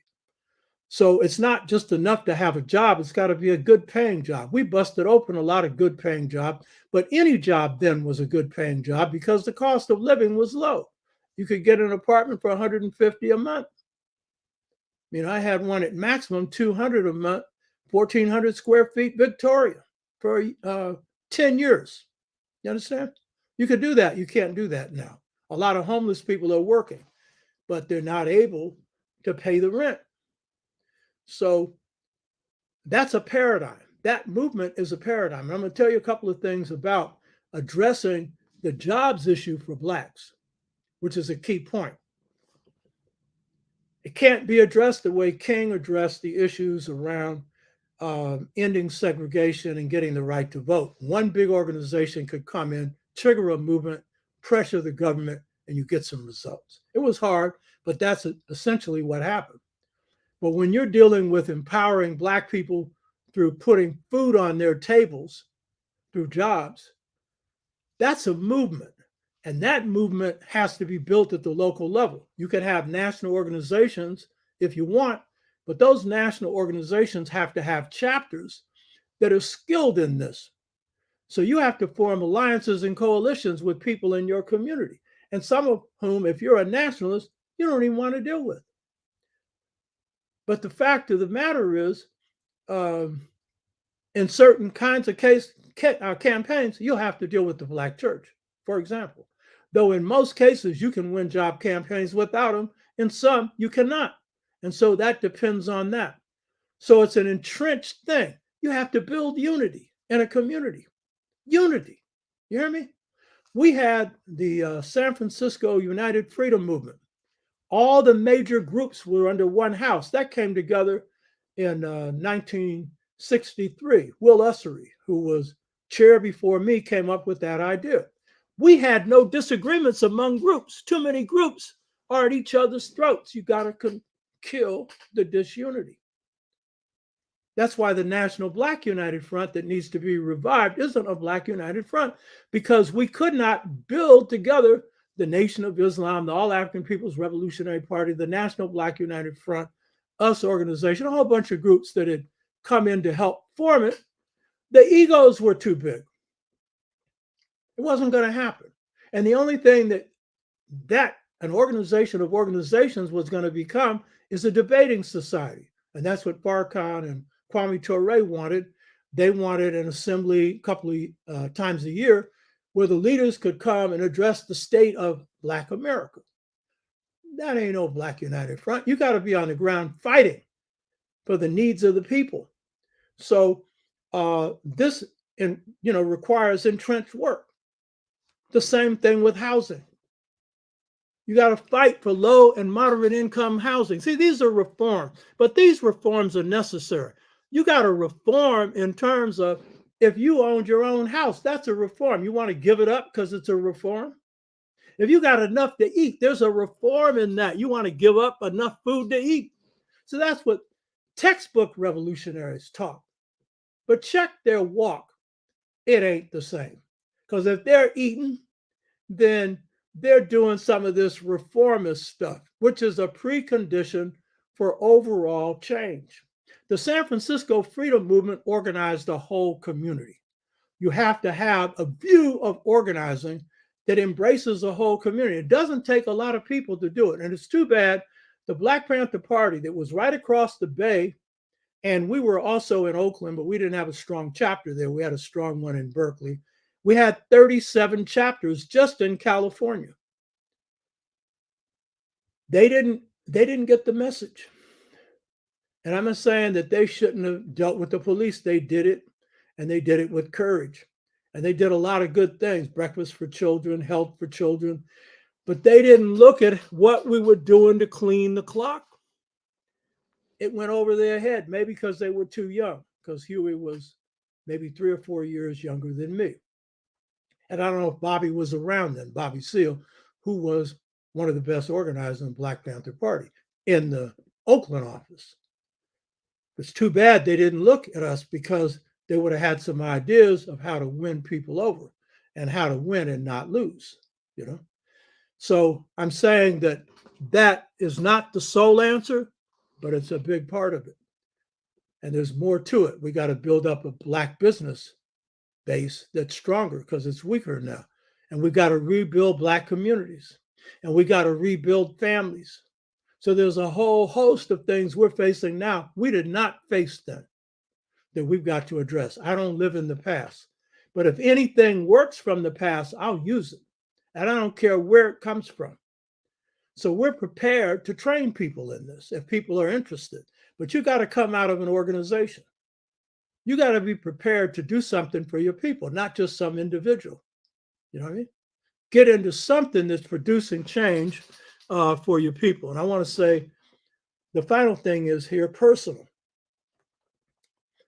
We are in the grips of poverty, but you need to do everything you can to see that you get out of those grips personally. For the group as a whole, that's not possible because of the way the system is organized. But for many of us, it is. And the first thing is live on your needs, not on your wants. You know what I mean? Don't be wasting your money on stuff. If you buy a car, buy a used one.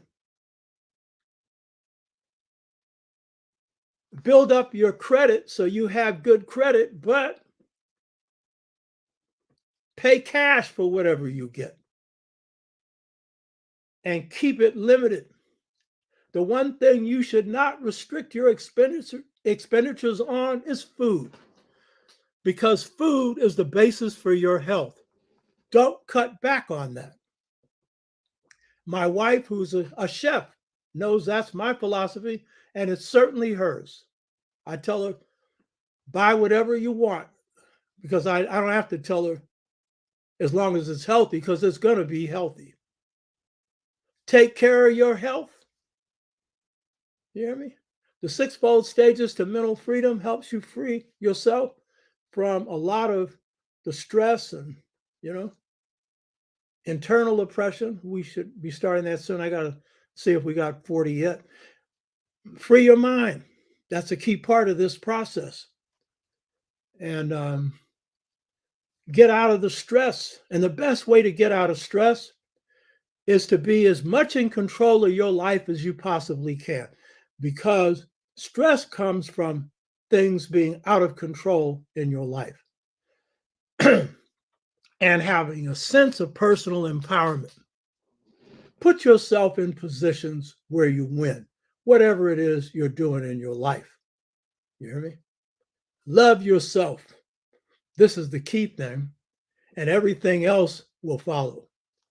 There's a lot of other things going on here. But as John Henry Clark, who was a nationalist and a socialist, said, and he was anti-capitalist. This is a big contradiction I'll drop on you. Even as a revolutionary, you need capital. It may not be a whole lot, but get whatever you can and hold it in reserve. Don't be flat on your ass if you can avoid it. But if you are, then do your best with that. I was for 10 years. It was voluntary. I was an organizer, ex-student, 10 years, no money at all. Best period of my life, but every period's been the best period. But I knew sooner or later I'd take care of that. It's not good to be my age and flat on your behind. And the system is out to break revolutionaries or activists. They can be progressive or whatever, and they've done everything to break me. But I knew, I'm a warrior. I entered the struggle. I knew that this ain't no picnic. This is no tea party. And so I always knew I could take care of myself. My main concern was taking care of my people, working with my people. I've never taken a dime for any movement I've led or been a part of. Not a dime, not a penny. When I took over the War on Poverty program, we funneled millions into the Fillmore. I told my members to take those jobs because I did that to co-opt the War on Poverty program. And they brought me a bag full of money because my people were all in the poverty program. And we used the money that went into the Fillmore for block by block organizing. And I could have done that organizing myself, but I don't take pay for any movement I lead or take part in. So I put Will Ussery in charge, and we'll have him on one day. He's still alive. He's around 93 years old now, and put him in charge of the block organizing. We did the only block organizing done in the country. And if you're not organizing blocks, you're not organizing. And it's harder now because they busted up communities. So you've got communities fragmented that organize in pockets. But you've got a huge number of Black communities that are predominantly Black. We treat it like it's something bad. That's your base for power. Block organizing is the key. You hear me? And see, I learned this from a little known brother who had been in the Nation of Islam. He didn't get this from the Nation of Islam, by the way. These were his own ideas. His name was John DeWambia. He taught me that. All praise John. He's in heaven right now. He was a Sagittarius. Looked just like a Muslim, walked just like a Muslim, but he didn't talk just like a Muslim. He was very political. He was a good friend of Malcolm X's. I owe that to him. You hear me? The community is your classroom. Learn from everyday Black folks. You'd be surprised where truth is. As they say in Medu Neter, you can find it even in the marketplace among the market women. Not even, most often. Kwame Nkrumah would not have been president of Ghana but for the market women. I would not have survived FBI stuff to starve me out of work but for sisters. I wouldn't have been in the movement but for a woman named Ella Hill Hutch, the mother of the San Francisco Freedom Movement. So who cares about the Black poor? I hope you do. Because if you don't care about the least of us, you don't care about us. And this one today who's all right could be poor tomorrow. And we're usually a paycheck away from being poor anyway. Ain't that the truth? So I hope you got something out of this. Hotep. Crates fur. I was just thinking about the importance of food. Unfortunately, in America, we've been subject to an unnatural food system set up by unnatural people. We got all this crap in the store shelf. Yeah, that's true. We need to grow more of our food. We used to grow more. And again, this country's policies have favored the big farmer against the small farmer and white farmers against Black farmers. So Black farmers have not received the help that they should. There's been some settlements for them lately, but that's amounted to very little. You know what I mean?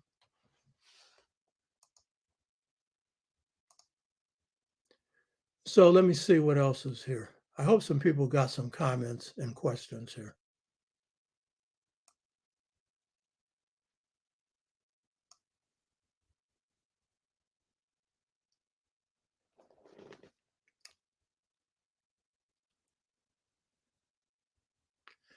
Gregory Jones says whites are creators and curators of this caste system. Yeah, true. Lisa Haynes, greetings to you from Portland, and Marie France Barbier from Montreal. Greetings to you too.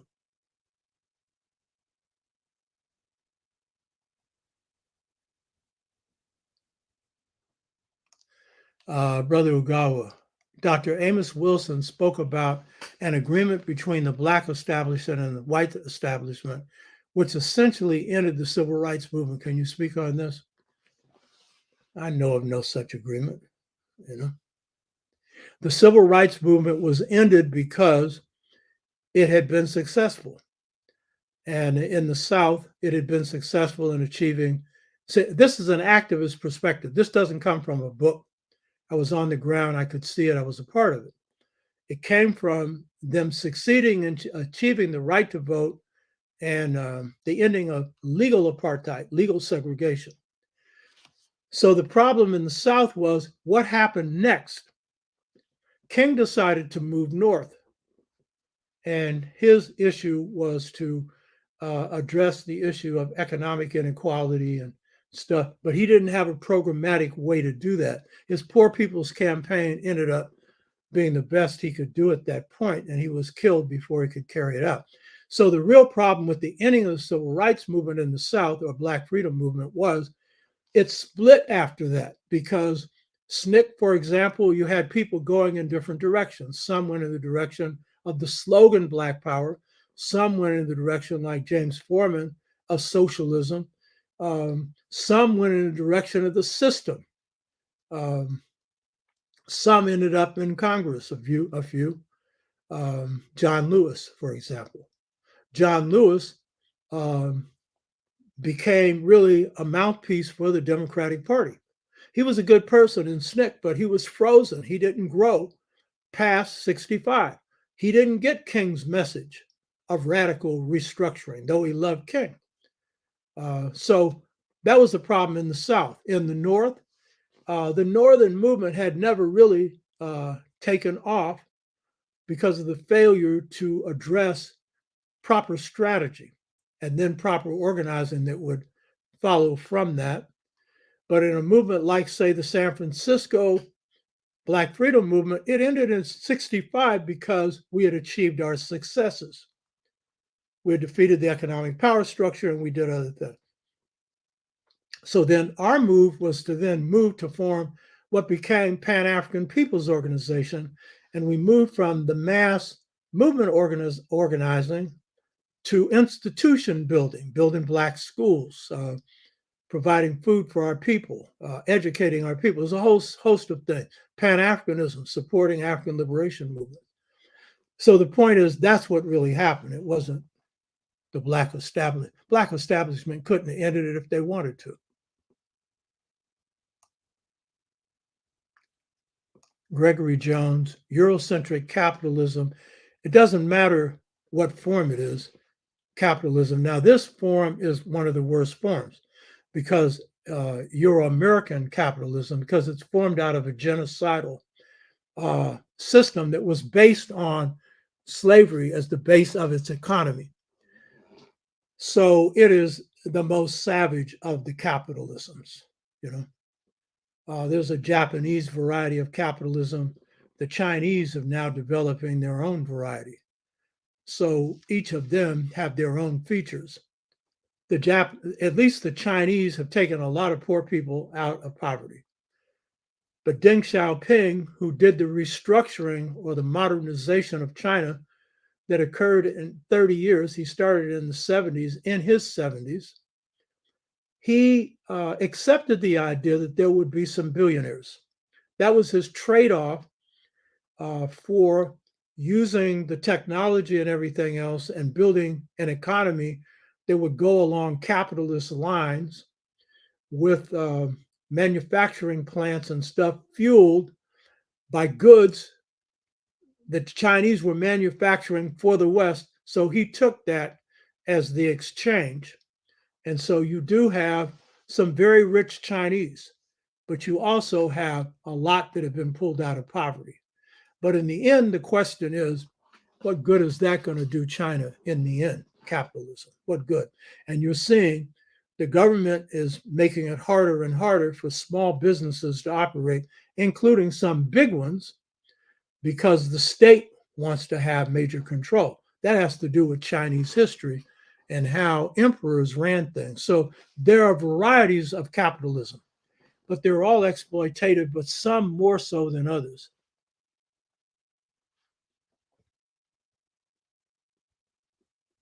Yeah, higher hecker. Eskimos are born in the cold, though not savages like the Aryan Caucasian Iceman. It's a mistake to think that geography is the major cause for their brutality. I'm not going to explain that because that'll be 2 books from now. Well, I'll lay that baby to rest, you know. White people can be in the hottest of climates and remain the same, and the coldest and remain the same, you know.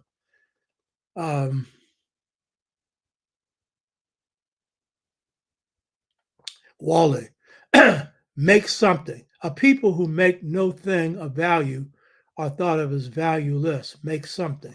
Well, we make something. Do we get a share in the value? Is the question, you know? See, the book Iceman Inheritance is one of the few times I criticized John Henry Clark for writing the introduction to that. I just told him, it was on the phone. What did he have to do with writing that introduction? That's a piece of bull. That book, riddled full of errors. That author, who claimed to be part Native American, was really covering Diop's two cradle theory. And so he came up with this idea that whites were the way they were because of the ice. It's because of the way in which nomadism operated coming out of an Aryan system, and weather wasn't the cause of it.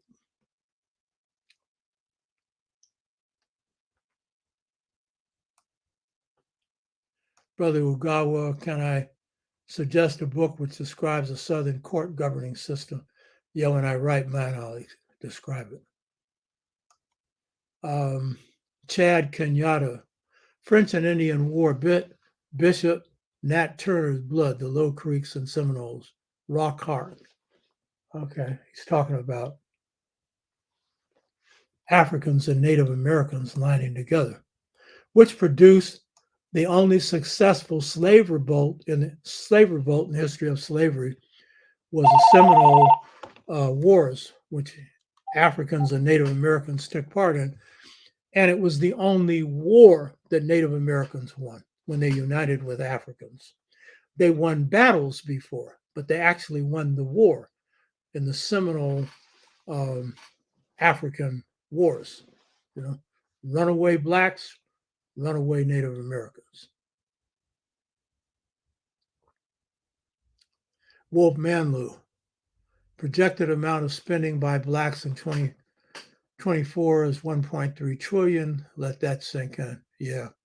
And we need to use more of it for our own development. I think only agents of our destruction are allowed to prosper in this society. No, that's not true. If you got enough sense to know how to prosper, you may be able to do it. For most of our people who have the sense, it's just very hard because they've been locked into so many levels of poverty. It's very hard. But you can. I mean, if that's what you think, you're accepting poverty as your status.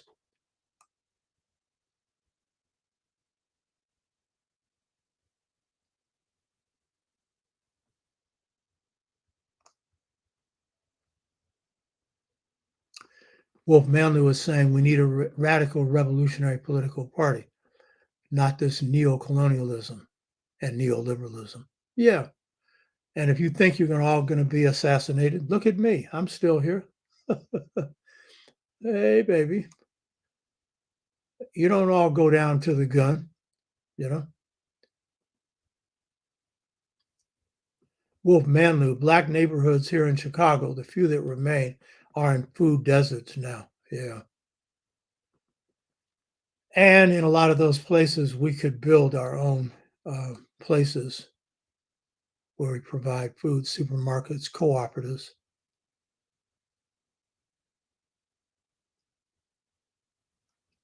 Wolf Manlou, do I think we should create our own political party? Yes. Yes, but it's got to be organized from the grassroots up. It's got to have a grassroots base. It just can't be an assembly of people. It can be 1,000 or whatever that come together. The Black Political Assembly had that potential. Its mistake was it didn't organize the grassroots base. That was the real problem, you know. So yes. Gloria Briscoe, Trump wants to suspend the Constitution. Yes, in so many words, because he wants to concentrate power within himself. That's what he wants to do. He wants to pull all government agencies directly under his control. And of course, he means especially the Justice Department. So any crimes he commits get written off the book, you know. And yeah, he has stacked the Supreme Court, but you can only go so far with that. So Wolf Manlou, How insidious are white police? A 10-year-old boy was arrested in Mississippi for urinating in a public area where there was no public washroom. He was waiting on his mother. Yeah, typical. And that's the least they do is arrest you, you know. Wolf Manlu, I wish we could bring black power back to our collective consciousness. Yeah, but let me tell you something. Black power was a good slogan. It came out of the rising consciousness of the black freedom movement. That's mainly where it came from. Malcolm contributed to it, but it mainly came through the awakenings we underwent through engaging in struggle, North and South. But Black Power was a slogan. It was never translated into a program. And that was the weakness of Black Power. And there are a lot of reasons, but I'm just going to say uh, the slogan was fine, but you needed program behind it. That's what we still need, you know.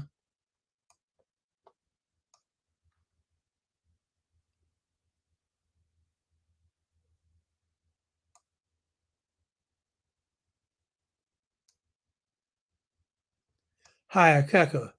Trump may get elected because Joe Biden has dementia. Biden does not have dementia. And I'm not a defender of Biden. I'm an opposer of Trump. Biden's quite alert. He has a bad thing. He used to stutter and stuff like that. But he ain't suffering from no dementia. It's Trump who hasn't got anything upstairs. He got in the White House and he could have passed a vast infrastructure bill. Didn't do it because he didn't know how and didn't know how to delegate to somebody that could. That would have got him reelected. You know what I mean? Trump's unhealthy. I mean, ain't nobody talking about his health. You know what I mean? He dyes his hair and he puts himself under a machine so that he keeps his color looking healthy.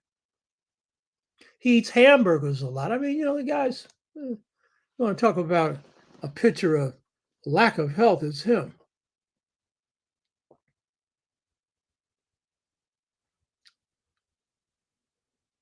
Robin, Dr. Tashaka, I'm reading The Debt by Randall Robinson, and he references Edward Blyden. I found that to be a divine connection. Thank you. Also reading Blyden next. Yeah, good. Read everything he's written. There's a lot, and then there are books that have been written on him. Read that too.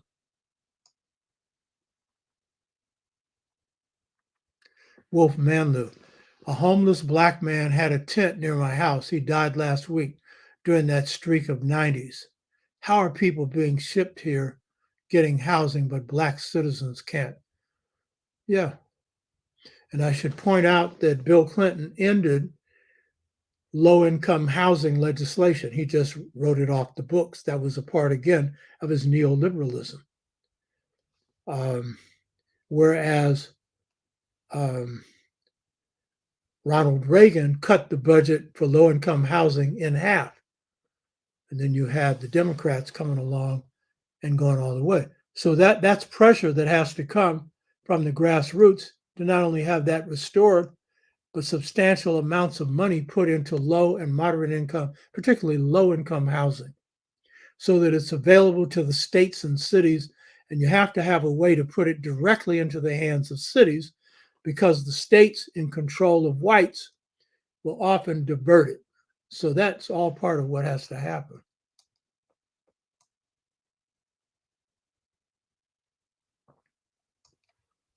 Okay, let's see if there's anything on the bottom here.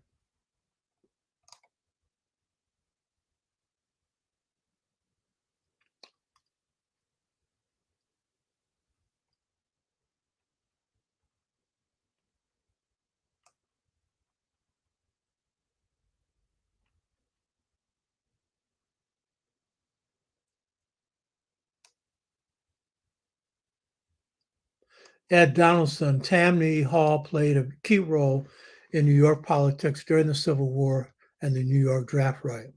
Yes. And a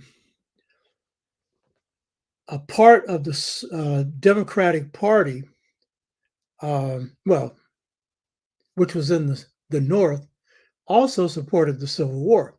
They just couldn't do anything because they were outmaneuvered, you know.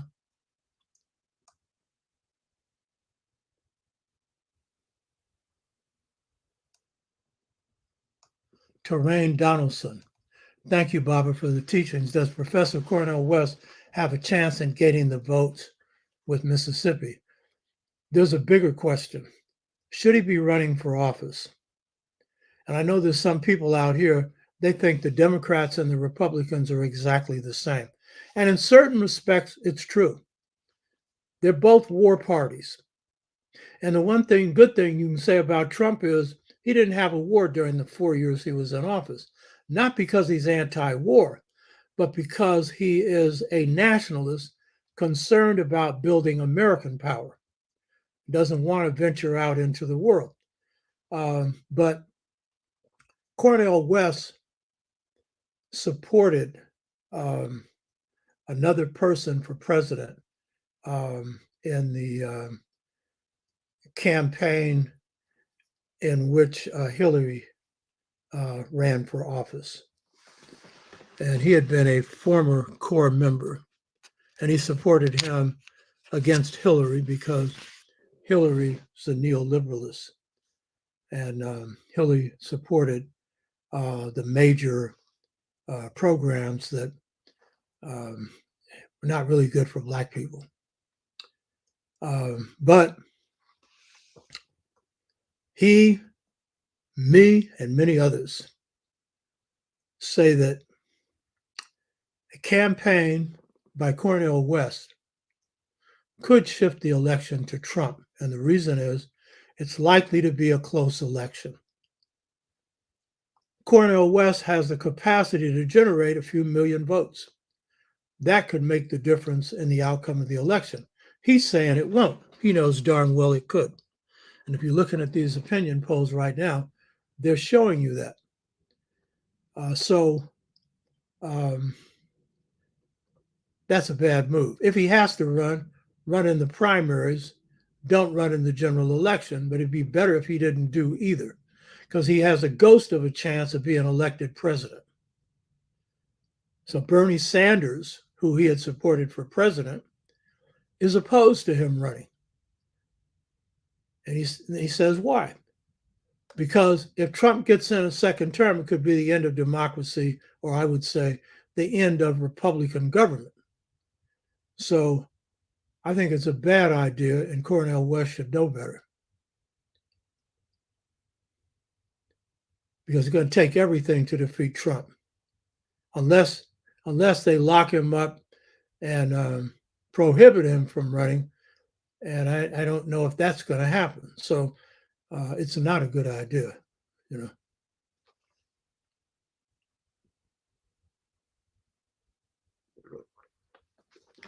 Lisa Haynes, I'm in need of a federal attorney. I filed my class action suit profiled by 2 Portland officers, and Wesley profiled me and said I was a Hispanic male going through mailboxes. I was just waiting for the bus going to volunteer. I'm a community member, wife. I went to 2 federal trials here in Portland, Oregon. I'm in the Court of Appeals in San Francisco. It happened several years ago, but I still have action due to the corruption of in both of my federal trials. I'll put my email address up when you click into this show, and you can contact me. I can see what I can do to help you, but it's just finding a good lawyer. Marie France Barber, what about local models of collective ownership? Did you ever help develop from this perspective within your work? Yeah, when I built the Martin Luther King, Marcus Garvey 211 unit housing complex, we had HUD pay for it. And I had a engineer, Jim Montgomery, he's still alive. He played the major role in laying out the plans and everything else. This may have even been his idea. I don't remember who had the idea, but it may have well been his because I was not oriented towards housing. After that housing was built, the people in it voted for it to be a cooperative and bought HUD out. And they didn't have to pay a lot of money either. Yeah. Uh, I'm into economic development, you know, and I could have been a multimillionaire because I got 4 square blocks of land for $1. Because when you kick the entire power structures behind, you can get anything you want. But that was for the people. I didn't have a place to stay. I stayed with girlfriends, my father, for 10 years. But I'm not staying there because I don't profit from what I build, but I know how to do that stuff. And I know other people who do as well. Some of them are in my organization, Pan African People's Organization. They're quite good at that, you know. Yeah.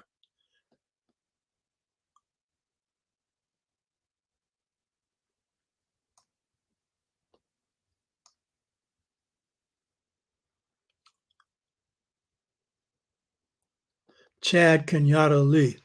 I talked to Neely Fuller, that was a great influence on one of our great thinkers, about the race problem on 8/22/23. We need a Sankofa tax on all products produced and sold in the white 5 states that benefited directly from chattel slavery. Probably more than just those 5. End slavery, is that a word? Hello. Well, you all have made it one.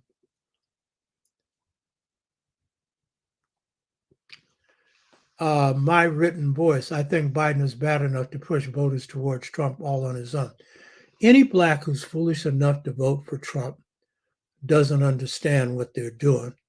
And Biden has been bad on foreign policy, bad on the war in Ukraine, bad on this whole issue of Iran, bad on China, because the military industrial complex is, anti-China.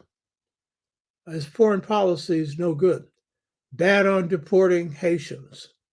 Uh, Bad on generally dealing with refugees who've come into this country who are brown or of color. Bad. But when it comes to domestic policies, we push them in positions that are better than have been adopted before. And if you have Trump in office, you're going to see a clampdown like you've never seen before. And so, in fact, if you've read his infrastructure bill, it actually has a lot of good stuff in it. Have you read it? And it's the 2 moderates in the Democratic Party that has hung the Democratic Party up on expanding voting rights legislation to down what the Supreme Court has done to strip it of our rights. And so we need to put more people in the Senate for that to happen. So if you think that Biden is worse than Trump, you haven't really done your homework. But I'm telling you, you have already had a shift to the right. The right wing is extremely powerful. And it's only the black grassroots movement that has put a check on that. And the answer is not putting Trump back in office or staying at home when you could do something. You better understand what's at stake. Fascism is at stake. Fascism. You have the power to deal with that. So when it comes to wielding power, it's not always pretty and perfect. It's ultimately what's in your people's best interests. That infrastructure bill is going to provide a lot of jobs. Have you looked at it? It's going to do something to curtail global warming, though he's taken some contradictory positions on fossil fuels. That's something we have to fight him on, you know.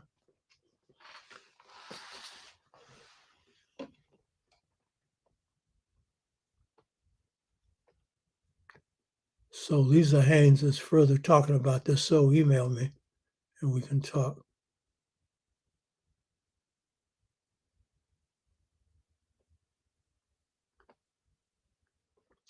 Marie France Barbier We will invite you to Montreal to collaborate. We're working on new models of socioeconomic development from a community level and need to learn from the best. Yeah, good. Um, I only travel when it's really important, and that could be important. You know, economic development is important, but also remember, are you in Montreal, Canada? I assume you are. They have a different economic system, so under their capitalism, they have some social programs and stuff that this country doesn't have. And they have a different level of violence that people face in their community, much lower than here. So you have a different context to work within. It's more of the British social service context, which, by the way, is Roosevelt translated into Europe, because that's basically what the European socialist countries did, is they took the New Deal and carried it even further with healthcare, for example. So yeah, okay, that looks like it's it. Hotep, I hope you got something out of this. Till next week.